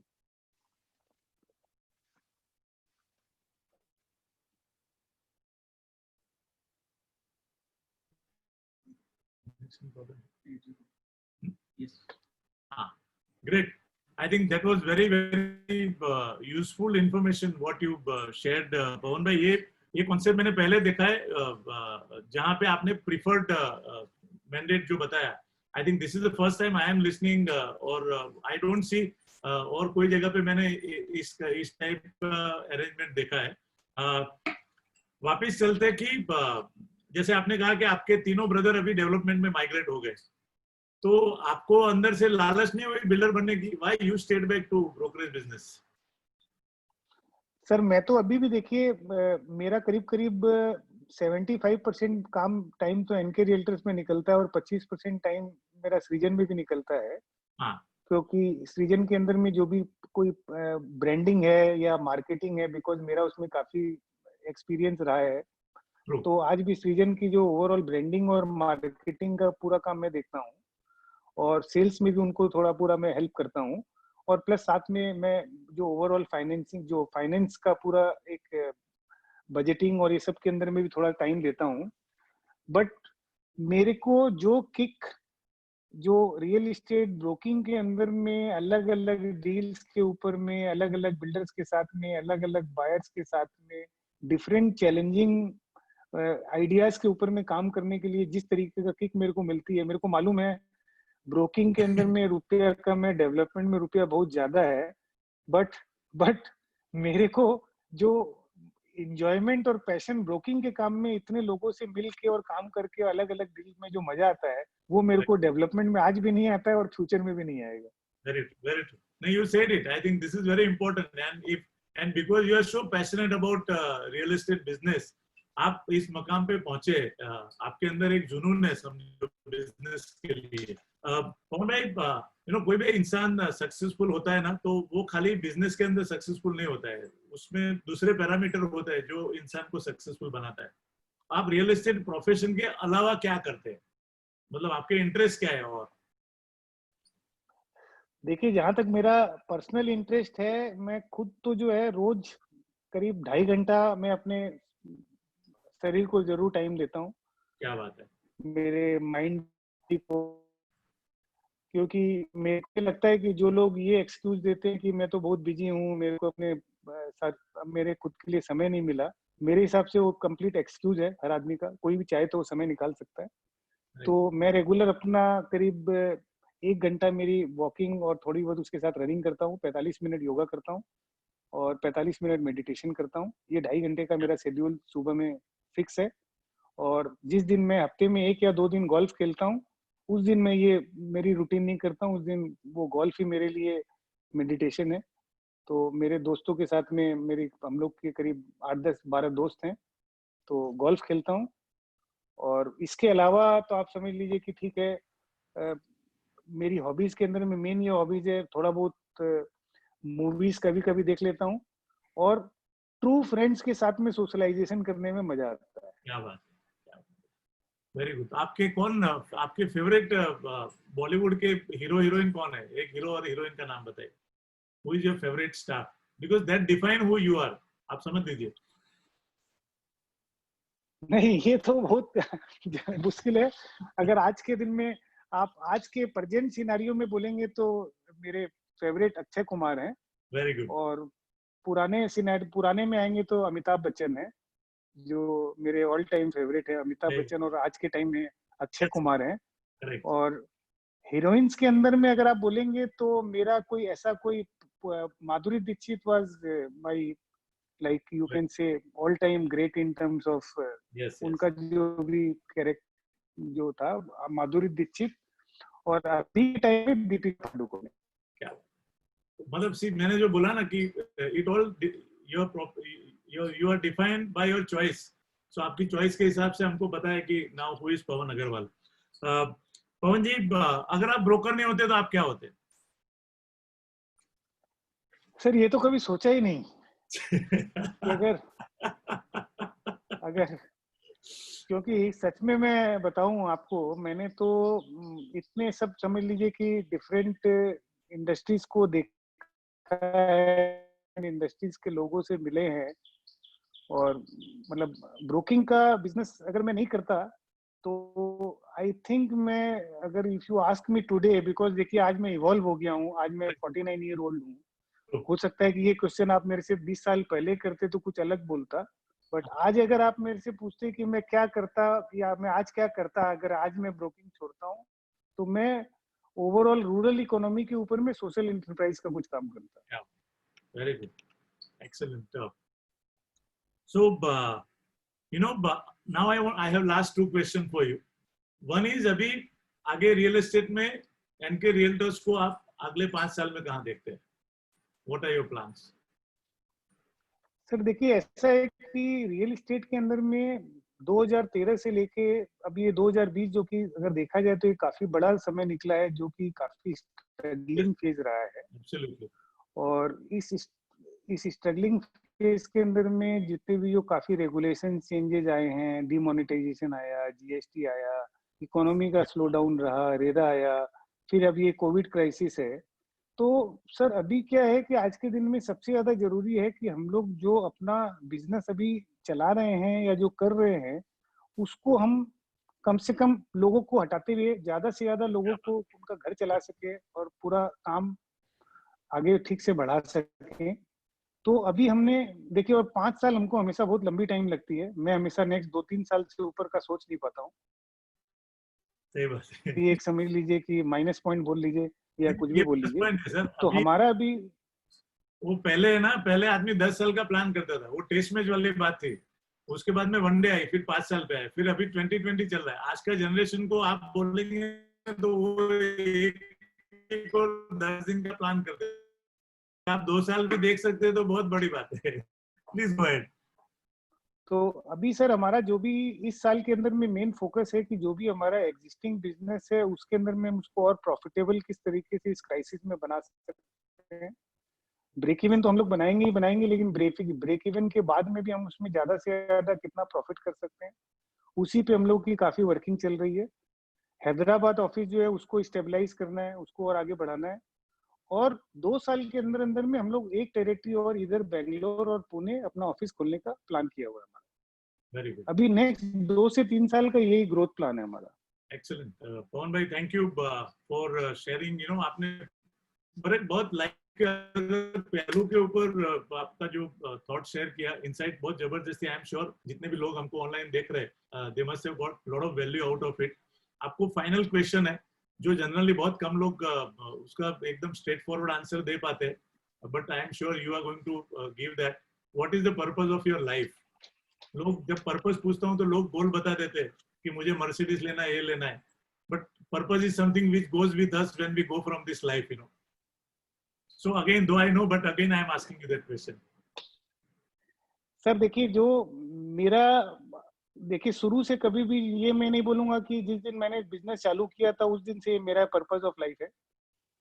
जो आज मैं आपको पर्पस ऑफ लाइफ बोलना चाह रहा हूँ वो मेरा समझ लास्ट 8-9 साल से ये मेरे दिमाग में काफी जोर से आया कि अगर बिजनेस करना है और पैसा कमाते रहना है तो किस लिए कमाना है। क्योंकि खुद को, अपने घर को चलाने के लिए एक सिंपल फैमिलीज, हमारे जॉइंट फैमिलीज में हम लोग सब सिंपल फैमिलीज हैं, तो घर को चलाने के लिए जितने रुपए की रिक्वायरमेंट है वो भगवान की दया से मिले हुए हैं और मिलते रहेंगे। लेकिन वो किक कैसे आए कि हम आज के दिन में सुबह से लेकर रात तक लोगों काम करते रहे, रुपया कमाते रहे, क्यों करें? तो वो जो पर्पस ऑफ लाइफ है, वो मैंने जब अपने ओवरऑल क्लैरिटी हुई, उसी के कारण आज भी मैं उसी पूरे पैशन और एग्रेसिवली अपना बिजनेस करता हूँ, ग्रोथ करता हूँ।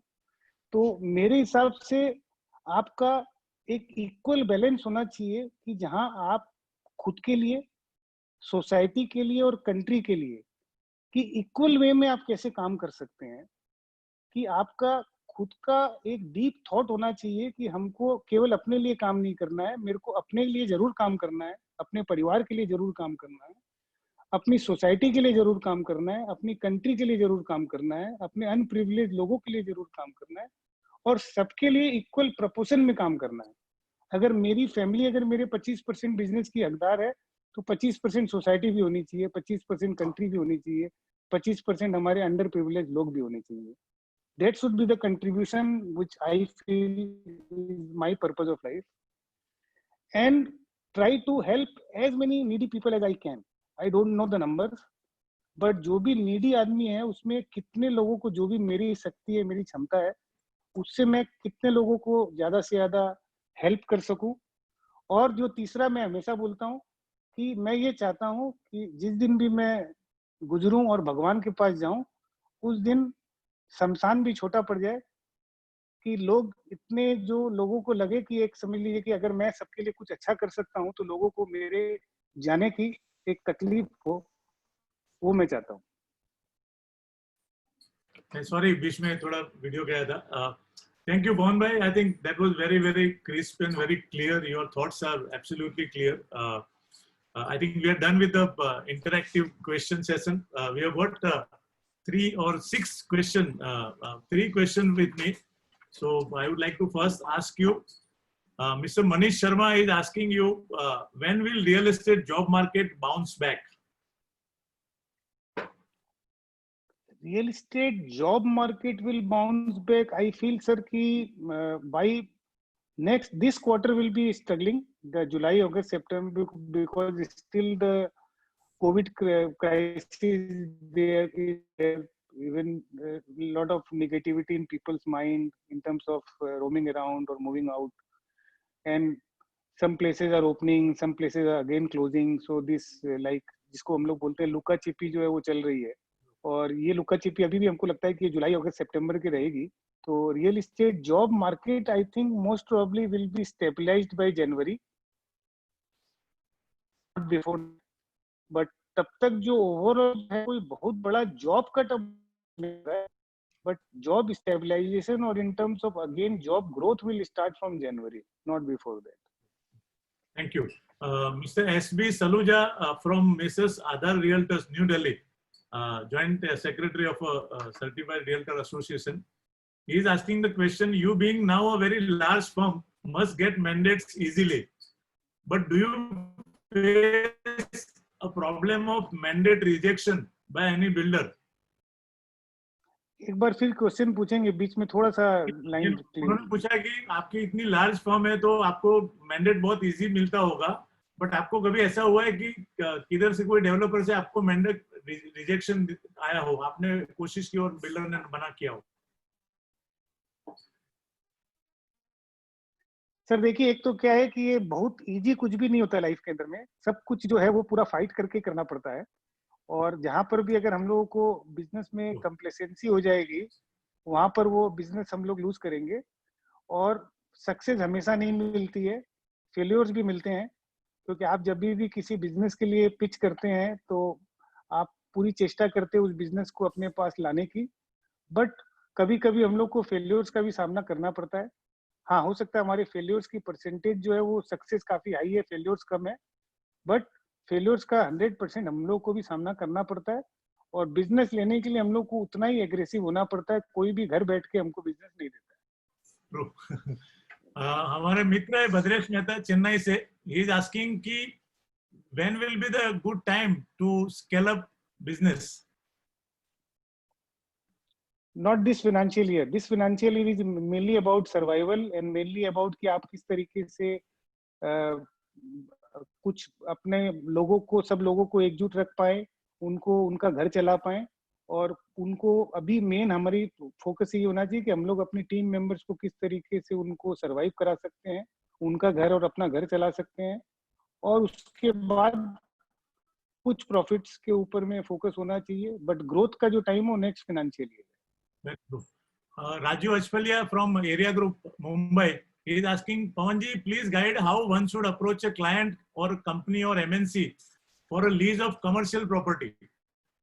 बहुत सारे लोग खाली रेसिडेंशियल का काम करते हैं, so they don't know what is the first step. अगर मुझे कमर्शियल ऑफिस में काम करना है, लीजिंग में काम करना है, how to approach big company, वो कहाँ से मिलेगी कंपनी, उसको कैसे अप्रोच करना चाहिए अगर किसी के पास कमर्शियल लीज की जगह है उसके पास। देखिए, अगर ऐसा है कि मैंने जैसे बताया कि अगर आप लिंक्डइन पे काफी अगर अपना टाइम स्पेंड करते हैं और लिंक्डइन पे काफी जो प्रीमियम मेंबरशिप है उनकी वो अगर लेते हैं, जो कि कुछ करीब आई थिंक 1400-1500 रुपया महीने की मेंबरशिप है, उसके ऊपर में अगर आप लिंक्डइन की प्रीमियम मेंबरशिप लेके उसके ऊपर में अगर पूरा ढंग से काम करते हैं और उस पे काफी ट्यूटोरियल्स भी हैं जो कि आपको काफी बिजनेस में, आपके मतलब ब्रोकिंग बिजनेस में भी हेल्प करती है, और वहां से आपको कोई भी कनेक्शन निकालना, नेटवर्क बनाना वो काफी इजी हो जाता है।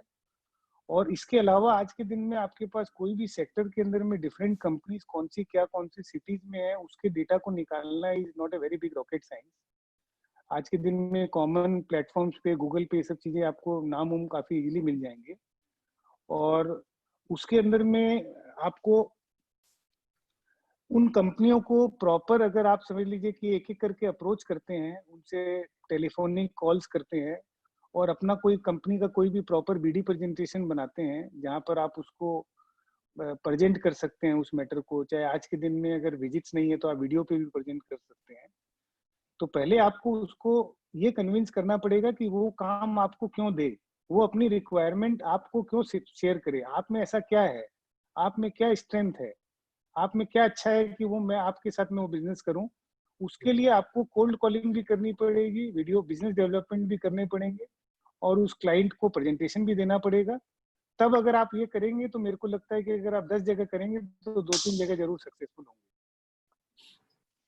पवन भाई, ये बहुत कॉमन क्वेश्चन है हमारे पूरे रियल एस्टेट इंडस्ट्री में, ऑल ओवर इंडिया में, और स्पेशली ये लॉकडाउन में सबसे ज्यादा चैलेंजेस हुआ है ब्रोकर्स फ्रेटर्निटी के लिए, बिकॉज हमारा बिजनेस तो ट्रांजेक्शन होगा तभी ब्रोकरेज मिलेगा। तो ये क्वेश्चन है मिस्टर पंकज सिंह का, how to resolve the brokerage payment issues, आप कैसे उसको हैंडल करते हैं, क्योंकि बहुत सारे काम होने के बाद में भी ब्रोकरेज आ नहीं रहे लोगों के लॉकडाउन के अंदर। And second question is asking is, आप प्राइमरी मार्केट में कस्टमर से भी ब्रोकरेज चार्ज करते हो क्या? अगर करते हो तो उसका प्रोसेस क्या है? तो सर, प्राइमरी मार्केट में हम लोग कस्टमर से कोई ब्रोकरेज चार्ज नहीं करते हैं। हम लोग जो भी ब्रोकरेज चार्ज करते हैं वो केवल बिल्डर से करते हैं, क्योंकि प्राइमरी मार्केट में प्रेफर्ड मैंडेट में अगर मैं बायर से ब्रोकरेज चार्ज करने लगूंगा तो मैं बिल्डर को रिप्रेजेंट नहीं कर सकता हूँ, और बायर ऑलवेज विल फील कि भाई हमसे क्यों ब्रोकरेज ले रहा है, हम तो इसको एक बिल्डर का रिप्रेजेंटेटिव समझ के डील कर रहे हैं। So we can not charge anything to buyer from primary market, this is our practice. Apart from that, देखिए जहां तक आपने जो ये आउटस्टैंडिंग का बोला, ब्रोकरेज का बोला, तो इसके अंदर में सर सबसे ज्यादा जरूरी, मेरा आज तक मेरे इतने पुराने, समझ लीजिए हिस्ट्री में एनके रियल्टर्स के, लास्ट फाइनेंशियल ईयर के अंदर में और इस फाइनेंशियल ईयर में जितना बड़ा ब्रोकरेज आउटस्टैंडिंग हम लोग का खड़ा है मार्केट में, उतना लास्ट कभी नहीं रहा। लास्ट फाइनेंशियल ईयर से जो ब्रोकरेज आउटस्टैंडिंग है, बिकॉज ये ऑल ओवर इंडिया में हर सिटी की प्रॉब्लम है कि डेवलपर्स का, काफी लोग काफी स्ट्रेस में हैं, काफी चैलेंजेस में हैं, काफी प्रॉब्लम में हैं। तो outstanding is very very big right now, जिसमें कोई डाउट नहीं है। बट इसमें सर देखिए, आपको ये भी समझना पड़ेगा कि बिल्डर्स की अभी जेन्युइन प्रॉब्लम क्या है, उसके साथ आप किस तरीके से प्रेम से, व्यवहार से, किस तरीके से अपना रुपया निकाल सकते हैं, फॉलो अप करके निकाल सकते हैं। इसमें एक ही चीज है कि आपको जब तक आप अगर जीएसटी इनवॉइस नहीं करते हैं तो you are not legally entitled as a creditor as per the NCLT law. अगर आपका केवल अगर प्रोफॉर्मा इनवॉइस है और जीएसटी इनवॉइस नहीं है, that is not admissible in the law. और सबसे बड़ी प्रॉब्लम ये है कि जीएसटी में आपको 18% जीएसटी पहले पेमेंट करनी पड़ती है बिलिंग के रेज करने के अंदर में।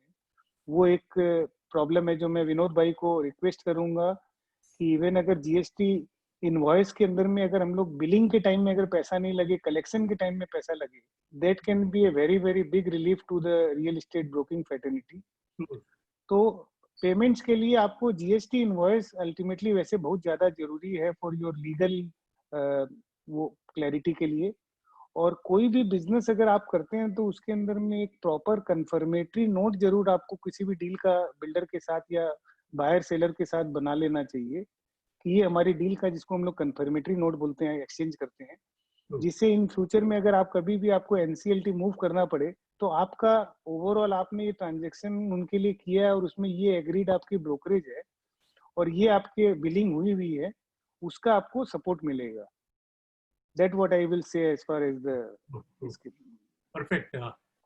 Victor is asking from Mumbai, sir, what kind of hierarchy you follow in your different verticals? आपके जो वर्टिकल्स है उसमें कैसा हायरार्की है, मतलब टीम किसी को बनाना है तो सर हम लोग रेसिडेंशियल के अंदर में basically we work on 3 to 4 layers. Residential के अंदर में पहले फ्रंट लाइन सेल्स होते हैं, उनके ऊपर में टीम लीडर या असिस्टेंट मैनेजर होते हैं और उनके ऊपर में डीजीएम होते हैं, मतलब एजीएम डीजीएम होते हैं और उनके ऊपर में या तो जो वीपी और एसोसिएट वीपी, बहुत सीनियर जो लोग हैं वो होते हैं।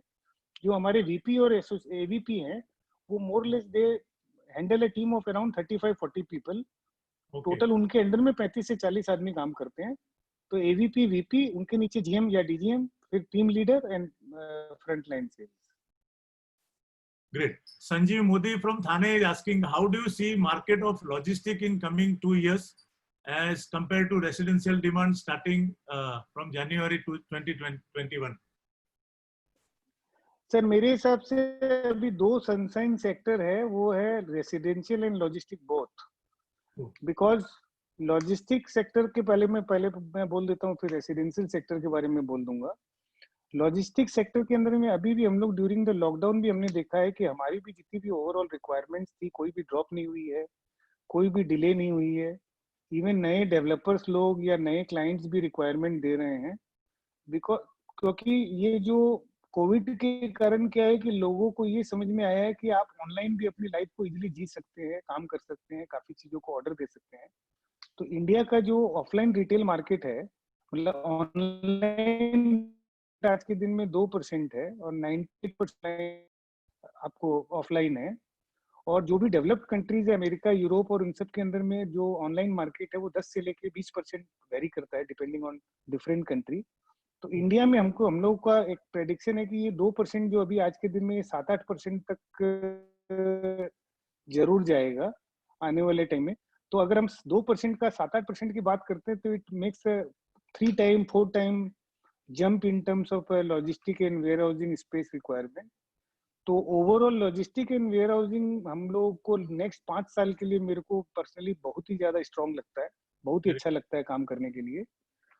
और दूसरा रेसिडेंशियल के अंदर में भी सर इस बार इस क्राइसिस ने एक ओवरऑल लोगों को खुद का घर, जिसको मैं हमेशा कहता हूँ अपना घर जरूरी है, लोगों को घर की जो एक महत्वता है और एक कॉम्प्लेक्स में अंदर में सारी फैसिलिटीज के साथ में रहने की जो महत्वता है, उसका एक उनको एक अलग पर्सपेक्टिव मिला है। पहले लोग मर्सिडीज गाड़ी खरीदना चाहते थे, पहले 10 लाख 15 लाख रुपया 20 लाख रुपया हॉलीडे के अंदर में खर्चा कर देते थे, करोड़ 2 करोड़ रुपया शादियों में कर देते थे, बर्थडे पार्टीज में, एनिवर्सरी पार्टीज में, सबके अंदर में स्पेंड करते थे। बट लोगों को अब ये समझ में आया कि प्रॉपर क्वालिटी रियल एस्टेट जो है वो हमारे लिए बहुत ज्यादा जरूरी है।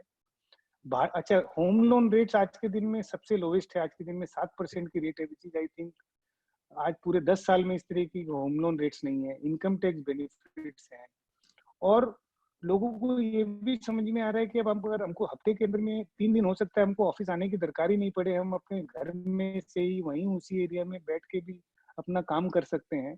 तो लोग थोड़ा दूर भी जाने के लिए रेडी हैं कि मेरा घर थोड़ा बड़ा हो, अच्छे कॉम्प्लेक्स में रहूं, खुले वातावरण में रहूं, सारी फैसिलिटीज के साथ में रहूं, मेरे को बोरिंग नहीं लगे, मेरे को डिप्रेसिव नहीं लगे।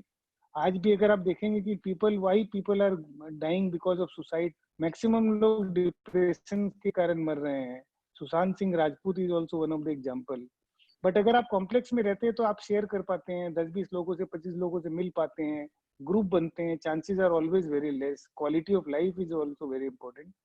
तो during this crisis I feel people have really realised the importance of their own home in a gated complex. So I feel residential market will bounce back very strongly. And अभी क्या है, future में भी developers का focus रहेगा main नए project को नई लॉन्च करके अंडर कंस्ट्रक्शन प्रोजेक्ट्स को कंप्लीट करना। इन्वेंट्री जो है आने वाले टाइम में सप्लाई एंड डिमांड में, supply will be less, demand will be more. So I am very positive about the residential market. Excellent. सम्राट चैटर्जी पूछ रहे हैं कि कमर्शियल को इम्पैक्ट आया है अभी पेंडेमिक की वजह से, तो आपको क्या लगता है वो पोस्ट पेंडेमिक कहाँ तक कमर्शियल मार्केट थोड़ा स्लो रहेगा और आगे क्या अपॉर्चुनिटी है कमर्शियल में? कॉमर्शियल मार्केट बिल्कुल भी स्लो नहीं होगा सर। कॉमर्शियल मार्केट भी जो मैं बोलता हूँ कि जैसे ये जो अक्टूबर नवंबर दिसंबर के बाद में जनवरी से I see commercial market again coming back to the old absorption level. क्यों कि लोगों का because of this disease we have now come to a new normal where our thinking about social distancing, about our hygiene level, about all these things will be part of our life.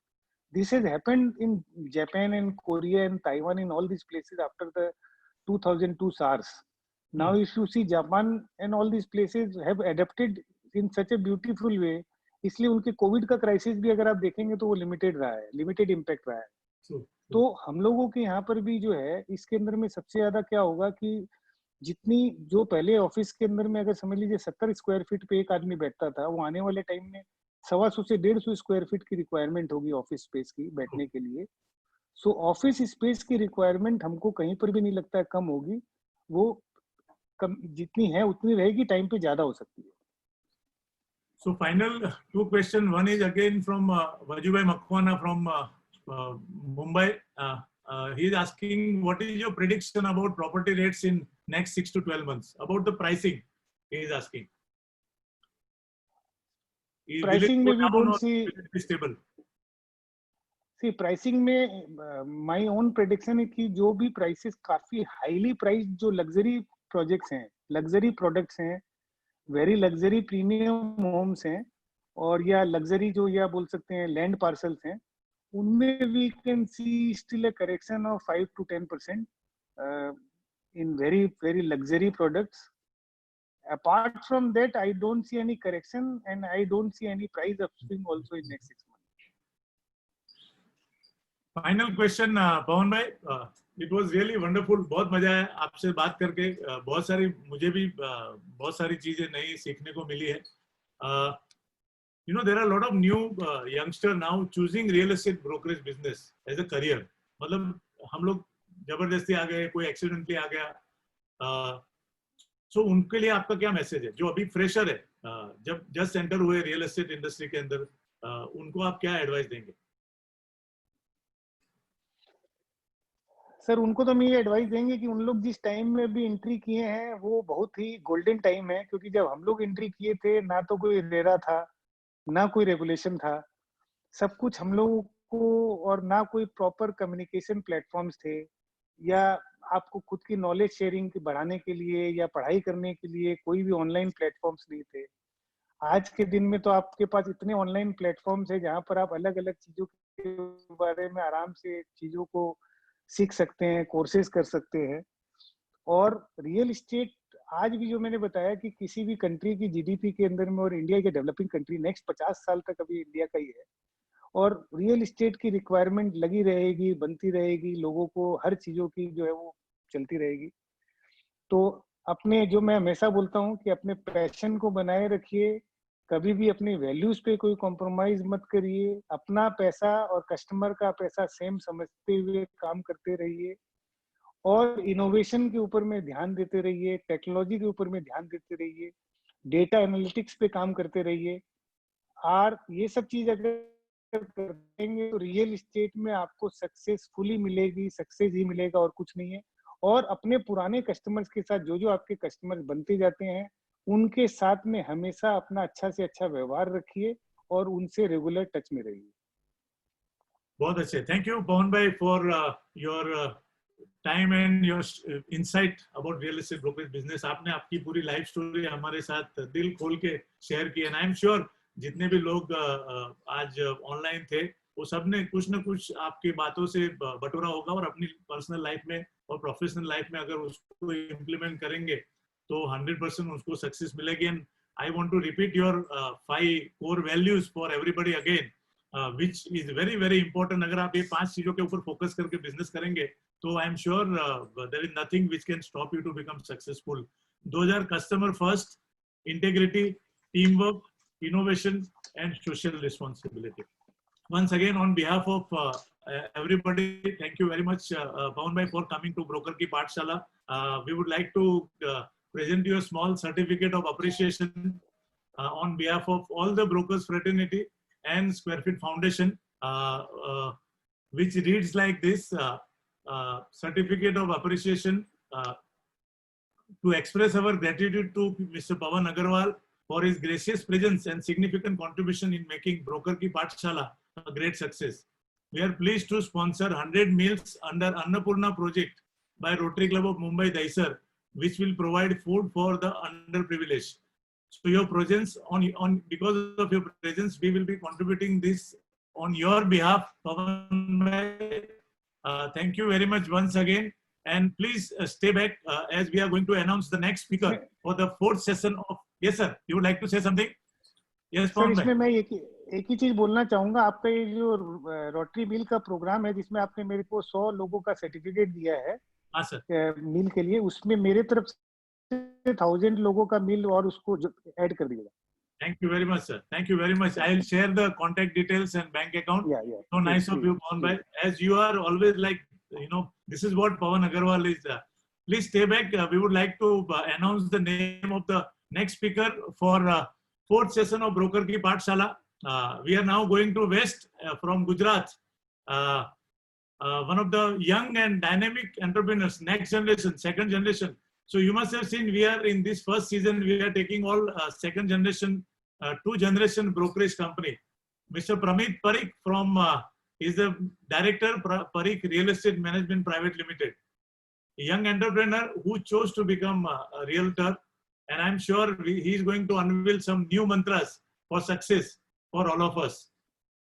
My sincere request to all the participants, I would appreciate you can log on to Pramit Parikh's website, LinkedIn account, know more about him and send the question well in advance by Wednesday or Thursday. वो हमको मदद मिलेगी उसका पूरा interactive session तैयार करने के लिए. I am sure this session you will have enjoyed. Please send your remarks, send your suggestion to us so that हम ब्रोकर की पाठशाला में हर वीक कुछ नया करें, अच्छा करें ताकि हमारे पूरी फ्रेटर्निटी के लिए कुछ पॉजिटिव चीज कर पाए. Once again, on behalf of Square Feet Foundation and entire Broker Ki Pathshala team, Pawan bhai, thank you very much for being with me. It was real pleasure to know more about you. Thank you. Thank you, sir. Thank you very much. Thank you. Thank you. Thank you.